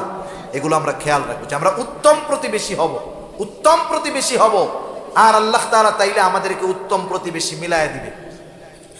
3 নাম্বার নবীজি বলেন, 4 নাম্বার নবীজি বলেন, ওয়া আহিব্বা লিন-নাস মা তুহিব্বু লিনাফসিকা তাকুম মুসলিমা। রাসূলুল্লাহ সাল্লাল্লাহু আলাইহি ওয়াসাল্লাম বলেন, তুমি মানুষের জন্য সেটাই পছন্দ করবা যেটা নিজের জন্য পছন্দ করো। তুমি মানুষের জন্য সেইটা পছন্দ করবা যেটা নিজের জন্য পছন্দ করো। এই যে রমজান মাস আসতেছে, বিভিন্ন গ্রুপ অফ ইন্ডাস্ট্রি জাকাত দিবে, জাকাত দিবে না? জাকাত দিবে, জাকাত, জাকাতের শাড়ি, জাকাতের লুঙ্গি ওই ঢাকা থেকে আনবে, এক একজনের একটা লুঙ্গি দিবে, একটা জাকাতের শাড়ি দিবে, মানুষ হুড়োহুড়ি করে আনতে যাবে, আনতে গিয়াও আবার অনেক মানুষ মারাও যাবে, ঠিক কিনা বলেন? এদেশে সব কিছুর দাম আছে, শুধু মানুষের জীবনের দাম নাই। তামাম দুনিয়ায় সব কিছুর দাম আছে, মানুষের জীবনের দাম নাই। ওই যে 25-30 জন প্রতি বছরই এরকম 50-60-100 জন মারা যায়, কিন্তু সিস্টেমের পরিবর্তন নাই। কারণ যারা জাকাত দেয় এরা আল্লাহর জন্য দেয় না, ওরা দেখানোর জন্য দেয়। আল্লাহর জন্য যদি জাকাত দিত তাইলে জাকাত গ্রহীতাও একটা সময় জাকাত দেওয়ার যোগ্যতা অর্জন করতো, ঠিক কিনা বলেন? মনে করেন জাকাতের মালের সিস্টেম হলো, যার উপরে জাকাত ফরজ সে যখন একজন মানুষকে, অসহায় দুস্থ মানুষকে জাকাতের টাকা দিয়ে দিবে, তখন ওই টাকার মালিকটা সে হয়ে যাবে। আর যারা জাকাত দেয় তাদের এই ক্রেডিট নেওয়ার কোনো ভাব নাই যে আমি জাকাত দিচ্ছি, বরং বিষয়টা এমন না, বরং বিষয় হলো আল্লাহ সুবহানাহু ওয়া তাআলা ধনীর সম্পদের মধ্যে দরিদ্র গরিব অসহায়ের হক রেখে দিয়েছেন আল্লাহ তাআলা। জাকাত দেওয়া মানে কোনো দরিদ্র অসহায়কে সহযোগিতা করা তা নয়, বরং আল্লাহ প্রদত্ত হকটা তার কাছে পৌঁছায়া দেওয়া, ঠিক কিনা বল? সেজন্য গরিবকে জাকাত দিয়ে আল্লাহর কাছে শুকরিয়া আদায় করার দরকার ছিল। আল্লাহ তাদের হকটা আমার কাছে ছিল, আমি তাদের কাছে পৌঁছায়া দিতে পারছি, আপনার দরবারে শুকরিয়া আদায় করি। কিন্তু তা না কইরা কি করে, আরো ক্রেডিট দেখাবে, এমন পদ্ধতিতে জাকাত দিবে যাতে দারিদ্রতা দূর হয় না। একটা মানুষকে আপনি জাকাত দিলেন, আপনার 10 লক্ষ টাকা জাকাত হয়েছে। স্বাভাবিকভাবে আমাদের দেশে কোনো মানুষের কাছে যদি 50-55 হাজার টাকা, 52.5 ভরি রূপা অথবা 7.5 ভরি রূপা যদি উভয়টা টাকা মিলায়া থাকে, তাইলে 52.5 ভরি রূপায় যেই পরিমাণ টাকা হয়, ওই টাকা যদি কারো কাছে 1 বছর সংরক্ষিত থাকে তাহলে সে সাহেবে জাকাত হয়ে যায়, তার উপরে জাকাত দেওয়া ওয়াজিব হয়। তার কাছে যদি 50,000 টাকা থাকে সে 1250 টাকা জাকাত দিয়ে দিবে, বেশি থাকলে ওই অনুযায়ী শতকরা 2.5% হারে জাকাত দিয়ে দিবে। সহজ হিসাব, শেষ, ক্লিয়ার হিসাব। এখন দেখেন, মনে করেন এক্সাম্পল বোঝানোর জন্য বলি, আমার জাকাতের টাকা হয়েছে 1 লক্ষ টাকা, কথার কথা, আমি 1 লক্ষ টাকা জাকাত দিব। আমি যদি 200 মানুষের মধ্যে ওই 1 লক্ষ টাকা দেই, এক একজন পাবে কয় টাকা? 500 টাকা। কয় টাকা? 500 টাকা দিয়ে আজকের জামানায় একদিনের বাজার হয় না। এতে কি হবে? ওই দরিদ্র মানুষগুলো দরিদ্রই থেকে যাবে। কিন্তু আমি যদি এটা করতাম, আমি 10টা রিক্সা কিনলাম, 1 লক্ষ টাকা দিয়ে 4টা-5টা আমি ইজি বাইক কিনলাম, রিক্সা কিনলাম, আমি 10 জন জাকাত গ্রহীতা নিতে পারে এমন লোককে বললাম, ভাই শোনো, এই যে 10টা রিক্সা 10 জনকে দিলাম, ওই এক একজনের ফ্যামিলিতে 5 জন করে জাকাত খাওয়ার উপযুক্ত লোক আছে, আমি একজনকে দিলাম, উপকার হলো 6 জনের। কয়জনের? যেটা বলেন কয়জনের? 6 জনের। সে ওটা পরিশ্রম করে ইনকাম করে খাইতে পারলো। এই সিস্টেমে জাকাত দেওয়ার দরকার ছিল। যদি দেওয়া হতো তাহলে সমাজ থেকে জাকাত নেওয়ার লোক পাওয়া যাইত না, অধিকাংশ মানুষ জাকাত দেওয়ার যোগ্যতা অর্জন করতো। ঠিক কিনা বলেন? সেজন্য আমাদের সমাজ ব্যবস্থায় যে পদ্ধতিতে জাকাত দেওয়া হয়, এর দ্বারা জাকাত আদায় হয় না, এর দ্বারা জাকাত আদায়ও হয় না, দারিদ্রতাও দূর হয় না। মূল উদ্দেশ্য যেটা ছিল জাকাতের, এটার দ্বারা হাসিল হয় না। তা যে কথার থেকে গেলাম, জাকাত দিচ্ছ, কাপড় দিচ্ছ, ভালো কথা, কমপক্ষে ওই ধরনের একটা লুঙ্গি দাও যেই ধরনের লুঙ্গি তুমি নিজে পরো। ঠিক কিনা বলেন? ওই ধরনের একটা শাড়ি দাও যেই শাড়ি তুমি তোমার ওয়াইফকে পছন্দ করে কিনে দাও। কিন্তু তুমি এমন লুঙ্গি দাও মাশাল্লাহ, একবার ধোয়ার পরে ওইটা তেনা না লুঙ্গি টেরি পাওয়া যায় না। ঠিক কিনা বলেন? বলেন তো, এরকম যদি কাউরে দেয়, সে যদি ওইটা নিয়ে বলে, স্যার এইবারের এই কাপড়টা, যেহেতু দেওয়ার পরে মালিক তো আমি, দেওয়ার পরে মালিক তো ওই জাকাত গ্রহিতা, সে তখন ওইটা কাউরে হাদিয়া দিতে পারবে, কোনো অসুবিধা নেই। সদকার মাল নবী রাসূলগণ খাইতেন না, কিন্তু যখন কাউকে সদকা করা হতো, কারো মালিকানায় যখন চলে যেত, সে যখন মালিক হতো, ও যখন বলতো ইয়া রাসূলুল্লাহ এটা হাদিয়া, তখন আল্লাহ রসুল খাইতেন, নিতেন।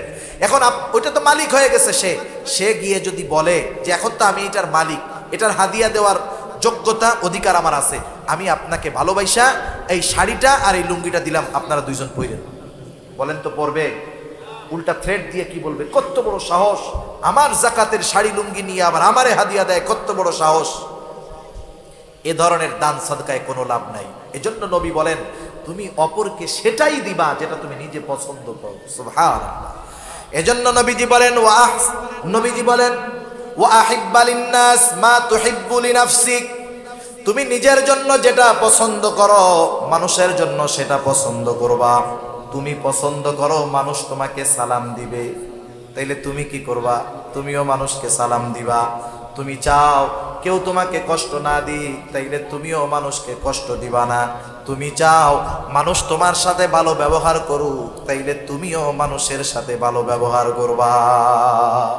সেজন্য নবী বলেন, ও আবু হুরায়রা, ওয়া আহিব্বা লিন-নাস, মানুষের জন্য তুমি সেটাই পছন্দ করবা, মা তুহিব্বু লিনাফসিক, যেটা নিজের জন্য পছন্দ করো।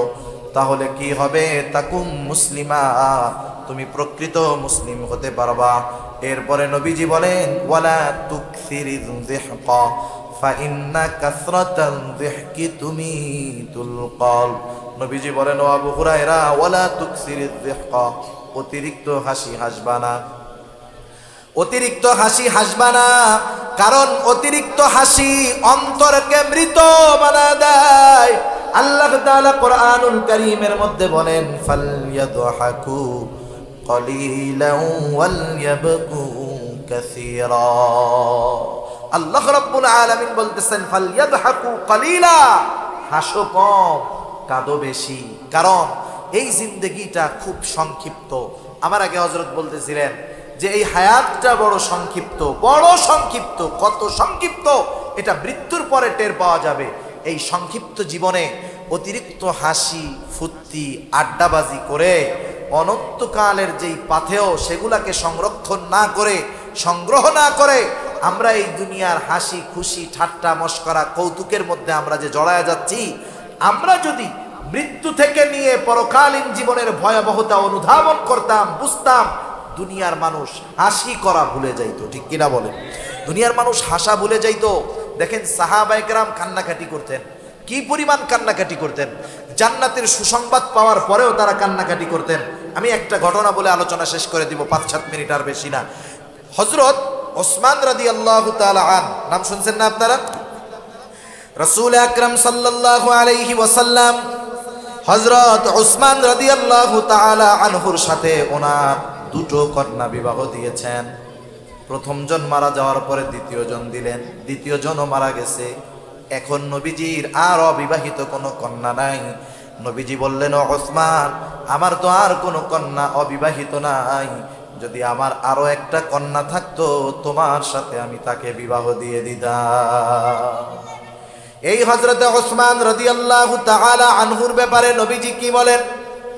মক্কা থেকে যখন মদিনায় সাহাবারা গেল, মুসলমানদের সাথে ইহুদিদের হিংসাত্মক মনোভাব, তারা মুসলমানদেরকে কষ্ট দিত।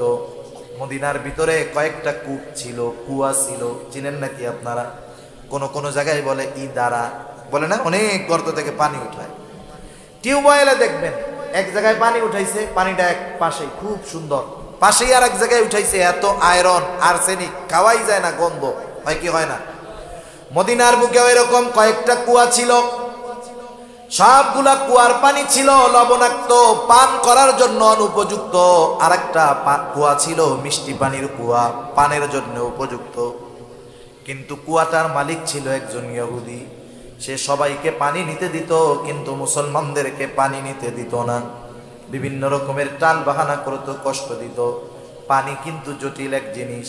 পানি যদি দেহে যদি পানি শূন্যতা দেখা দেয়, হরেক রকমের রোগ দেখা দিতে পারে।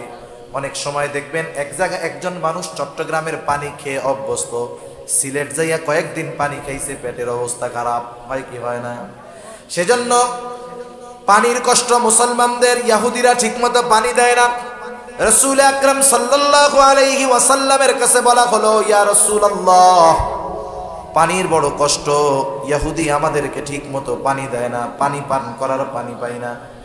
রাসূল আকরাম সাল্লাল্লাহু আলাইহি ওয়াসাল্লাম সাহাবাদের কষ্ট দেখে বললেন, তোমাদের মধ্যে কে আছো ইহুদির কাছ থেকে কুয়াটা ক্রয় করে কিনে মুসলমানদের পানির কষ্ট দূর করে দিবা? কে আছো? কে আছো এই কাজ করবা? নবীজি ঘোষণা দিয়ে দিয়েছেন। আর সবাই জানে আল্লাহর রাসূল যখন কোনো কথা বলেন, যখন কোনো আদেশ করেন, কিছু বলেন, সাহাবারা তাদের জীবন দিয়ে হলেও সেই আদেশ পালন করার চেষ্টা করে, ঠিক কিনা বলেন? ইহুদির কাছে খবর গেছে, ইহুদি বুঝতে পারছে কাম সারা, এইবার আমার এই কুয়া আমি 10 গুণ দাম দিয়ে বিক্রয় করতে পারবো, তারও বেশি দিয়ে পারবো, কারণ মুহাম্মাদের অনুসারী। এই কুয়ার যা দাম বলবো ওরা সেটা দিয়ে কিনবে। অনেকে আশা করে গেছে, মনে করেন কুয়ার দাম 10,000 টাকা, একজন নিয়ে গেছে 20,000। কুয়াটা বেচবা? হ্যাঁ বেচবো। কত দিবা? 20,000। আরে মিয়া, এই মাল কি 20,000 নাকি? কারণ কিছু কিছু সময় ডিমান্ড যখন বাড়ে, চাহিদা যখন বাড়ে, ডিমান্ড যখন বাড়ে, 2 টাকার জিনিসও 20 টাকা হয়ে যায়, ঠিক কিনা বলেন? এই যে করোনা যখন শুরুতে আসছে, শুরুতে করোনা যখন আসছে, তখন খালি একই বিজ্ঞাপন, করোনা থেকে বাঁচতে হাত ধন, 3 ফিট দূরে থাকেন আর মাস্ক লাগান, এটা আপনাকে করোনা থেকে সুরক্ষা দিবে। মানে এই প্রচারণা যেই চলতেছে, অনেক ফার্মেসির দোকানে মাস্কের ডিব্বা বছরের পর বছর পয়রা রাখছে, একটাও বিক্রয় হয় নাই, ইঁদুরে খেয়া ফেলছে। ওই মাস্কগুলাও এখন বেচার রাস্তা হয়ে গেছে, ঠিক কিনা বলেন? ওই সময় করোনার আগে আমিও মাস্ক ব্যবহার করতাম মাঝে মধ্যে। ওই মাস্কের এক একটা বান্ডিলে 50টা থাকতো, 30 টাকা, 35 টাকা, 40 টাকা, 50 টাকা দিয়ে এক একটা বান্ডিল কেনা যাইতো। উন্নত মানের জিনিস দিয়ে বানানো। এখন যেগুলো বাজারে পাওয়া যায় যে সার্জিক্যাল মাস্ক, ওগুলা একেবারে লো কোয়ালিটির জিনিস দিয়ে বানানো, কিন্তু ওই সময়ের গুলো হাই কোয়ালিটির ছিল। এই বাজারে বিক্রয় হয়তো 2 টাকা করে পিস সর্বোচ্চ। ওই মাস্কও বাজারে শর্ট পড়ে গেছে, 30, 40, 50 টাকা দিয়ে একটা মাস্ক কেনা লাগছে, ঠিক কিনা বলেন? এইবার ইহুদি চিন্তা করেছে, পেয়ে গেছি সুযোগ। একের পর এক সাহাবী যায়, সব সম্পদ নিয়ে যায়, কেউ ইহুদির কুয়াটা কিনতে পারে না।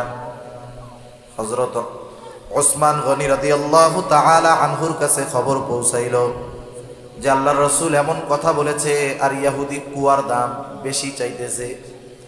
হযরত ওসমান রাদিয়াল্লাহু তাআলা আনহু চলে গেল, ইহুদির কাছে গিয়ে বলে, ও ইহুদি, তুমি তোমার কুয়ার দাম কত চাও?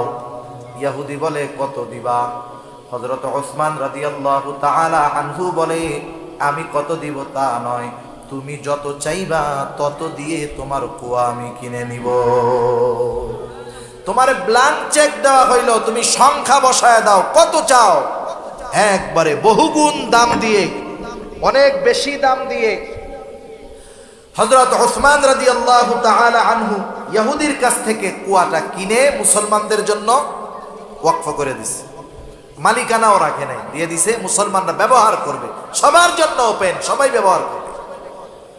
রাসূলুল্লাহ সাল্লাল্লাহু আলাইহি ওয়াসাল্লামের কাছে খবর পৌঁছাইল, ইয়া রাসূলুল্লাহ, মুসলমানদের পানির কষ্ট দূর হয়ে গেছে। কেমন করে দূর হলো? একজন বলল, ইয়া রাসূলুল্লাহ, আপনার জামাতা উসমান রাদিয়াল্লাহু তাআলা ইহুদির কাছ থেকে বহু দামে কুয়া কিনে আমাদের জন্য ওপেন করে দিয়েছে, ওয়াকফ করে দিয়েছে, আমাদের পানির কষ্ট দূর হয়ে গেছে। রাসূল সাল্লাল্লাহু আলাইহি ওয়াসাল্লাম বলতেছে, তোমরা শোনো, ওসমান ইহুদির কাছ থেকে কুয়া কিনে নাই, ওসমান আল্লাহ তাআলার কাছ থেকে জান্নাত কিনে নিয়েছে। এই রকম ঘোষণা যেই মানুষগুলার ব্যাপার, এই মানুষগুলাও কান্না করতো। হযরত ওসমান রাদিয়াল্লাহু তাআলা আনহু কান্না করতেন, কবর দেখলেই কান্না করতেন। জিজ্ঞাসা করা হতো, ও ওসমান, আল্লাহর নবী আপনার ব্যাপারে এমন ঘোষণা দিয়েছে, আপনি জান্নাতি, জান্নাত ক্রয় করে নিয়েছেন, আপনি কেন কান্না করেন কবরের ভয়? হযরত ওসমান রাদিয়াল্লাহু তাআলা আনহু বলতেন, শোনো, নবীজি আমাকে জান্নাতের নিশ্চয়তা দিয়েছেন, ঠিক আছে, কিন্তু এই কবরে আমার সাথে কেমন আচরণ করা হবে এই ব্যাপারে কোনো নিশ্চয়তা নবী আমাকে দেন নাই। সেজন্য এই মানুষগুলাও দেখেন মৃত্যুর ভয়ে, কবরের ভয়ে চিন্তিত ছিল। কিন্তু আজকে আমাদের কি হলো? কেমন উদাসীনতা আমাদেরকে পেয়ে বসলো। অট্ট হাসি, ঠাট্টা, মশকরা এমনি তো চলে, কৌতুক মোবাইলে আছে, টেলিভিশনে আছে, আবার এখন আমরা হাসি কৌতুকের জন্য মাঝে মাঝে হুজুরও দাওয়াত করি, আছে না নাই? আরে এই হুজুরের ওয়াজ চলে, হুজুর বেটা হাসাইতেই পারে নাই। হাসি কৌতুক, মিথ্যা কথা বলে হাসাবে, একটু মজা করাবে, এই ধরনের হুজুর দাওয়াত দিয়ে আমরা হাসার জন্য হুজুর আনে কে আনেন অনেক জায়গায়। এগুলা যারা ওই ধরনের আয়োজন করে ওরাও খেয়ানতকারী। যারা আমার মতো এখানে এসে বসে মানুষদের মনোরঞ্জন করার জন্য মিথ্যা বলে, কৌতুক বলে হাসায়, ওরাও আমানতের খেয়ানতকারী, ঠিক কিনা বল? সেজন্য নিজের জীবনের কথা চিন্তা করেন। আজকে মৃত্যুবরণ করেন, রাতে মারা যান, এত সুন্দর বাড়ি গাড়ি রেখে গেছেন, এই রাতটাও আপনাকে আপনার পরিবার ঘরে থাকতে দিবে না। সাথে সাথে ফোন দিয়া মুয়াজ্জিন সাহেব, ইমাম সাহেবরে বলবে যে আরে ভাই তাড়াতাড়ি আসেন, গোসল করাবেন সকালে, কিন্তু এখনই বাইর করে রাখেন, পোলাপান ঘুমাইতে পারতেছে না। এটাই জীবন, এটাই বাস্তবতা, ঠিক কিনা বলেন? তাহলে এই জীবনে এত হেসে, এত হাসি ঠাট্টা করে কেন আমরা জীবনের সময়গুলো নষ্ট করতেছি? কেন অন্তরটাকে মৃত বানায় ফেলতেছি? আমরা হাস্যরস আছে, এটার মধ্যে সীমাবদ্ধতা আছে। আল্লাহ রাসূল সাল্লাল্লাহু আলাইহি ওয়াসাল্লাম হেসেছেন। আপনি মিথ্যা বলে কাউকে হাসানো এটা শরীয়তে বৈধ নয়। অধিকাংশ ক্ষেত্রে আমরা যা দেখি, শুনি, যতটুকু বুঝতেছি, এই হাসাহাসি যত কাণ্ড আছে অধিকাংশ ক্ষেত্রে মিথ্যা দিয়ে হাসানো হয়। এখান থেকে তো মিথ্যা বর্জনের শিক্ষা দেওয়ার কথা ছিল, কিন্তু এখান থেকেই যদি মিথ্যা বলে হাসানো হয় তাহলে মানুষ কি করবে? সেজন্য শরীয়তের মধ্যে, বৈধতার মধ্যে থেকে হাস্যরস অবৈধ নয়। আর হাসির ক্ষেত্রে আমরা খেয়াল করব, ওই যে দৈত্যর মতো হা হা হা করে হাসবো না। হাসির সুন্নাত আছে না নাই? আল্লাহ রাসূল সাল্লাল্লাহু আলাইহি ওয়াসাল্লাম মুচকি হাসি হাসতেন। কি হাসি হাসতেন? মুচকি হাসি। সেজন্য হাসার ক্ষেত্রেও লিমিটেশন আছে। মুমিনের হাসাটাও হবে ইবাদত, মুমিনের কথাটাও হবে ইবাদত, ঠিক কিনা বলেন? সেজন্য আমরা আমাদের বিষয়গুলো খেয়াল রাখবো। অতিরঞ্জিত হাসাহাসি করব না, এতে আল্লাহর নবী বলেন কি হবে? কলব মারা যাবে। আর মৃত কলব ইবাদতের মজা পায় না, মৃত কলব ইবাদতে মজা পায় না। সেজন্য আল্লাহর নবীর নসিহতগুলো খেয়াল করব। একটু শোনেন। 1 নাম্বার, আমরা যদি সবচাইতে বড় আবেদ হতে চাই আমাদেরকে গুনাহ ছাড়তে হবে। 2 নাম্বার, আমি যদি ধনী হতে চাই, আমি যদি আত্মার প্রশান্তি চাই, অন্তরের ধনী হতে চাই, ডিপ্রেশন, টেনশন মুক্ত জিন্দেগি আমি গঠন করতে চাই, আমি চাই যে চিন্তা মুক্ত জিন্দেগি আমি অতিবাহিত করব, তাহলে আল্লাহ রাব্বুল আলামিনের পক্ষ থেকে যতটুকু আসছে অতটুকুতেই সন্তুষ্ট থাকতে হবে, ঠিক কিনা বলেন? আর একটু কথা আসলো বলি, একটু চিন্তা করেন। মনে করেন একটা লোক একতলা বিল্ডিংয়ে থাকে, একতলা বিল্ডিং। অনেক মানুষের আছে একতলা পাকা ঘর নাই, আছে বলেন? নাই। ওই একতলাওয়ালা বাড়ির পাশে একজনে 20 তলা বিল্ডিং বানাইছে। কয়তলা? এখন একতলা এসি লাগানো টাইলস করা বাড়িওয়ালা যদি 20 তলার দিকে তাকায়, ওর একতলা কি মনে হবে বলেন তো? Public toilet. কি মনে হবে? ও 20 তলার দিকে তাকাইলে ওর ভালো একতলা, ভেতরে টাইলস করা, এসি সব আছে, ওর কি মনে হবে? আয় রে 20 তলা, আর আমারটা তো ওর বাসার সামনে টয়লেটের মতো লাগতেছে। তাহলে দেখেন, আমি যখন উপরের দিকে তাকাইলাম, আমি যে অবস্থায় আছি আমি সন্তুষ্ট থাকতে পারলাম না। কিন্তু আমি যদি একটু নিচের দিকে তাকাই, আমি আমার পাশে যদি তাকাই, হায় রে, আমি তো ইটের বাসায় আছি, উপরে ছাদ আছে, ঝড় বৃষ্টি সব হেফাজতে আছে, কিন্তু আমার পাশের বাসাওয়ালা তা তো টিন শেড, শীতে কষ্ট, গরমে কষ্ট। এখন বলেন, টিন শেডওয়ালা যদি একতলাওয়ালার দিকে তাকায়, ওর কি মনে হবে? ওরটারে মনে হবে যায় রে আমি কিসের মধ্যে আছি।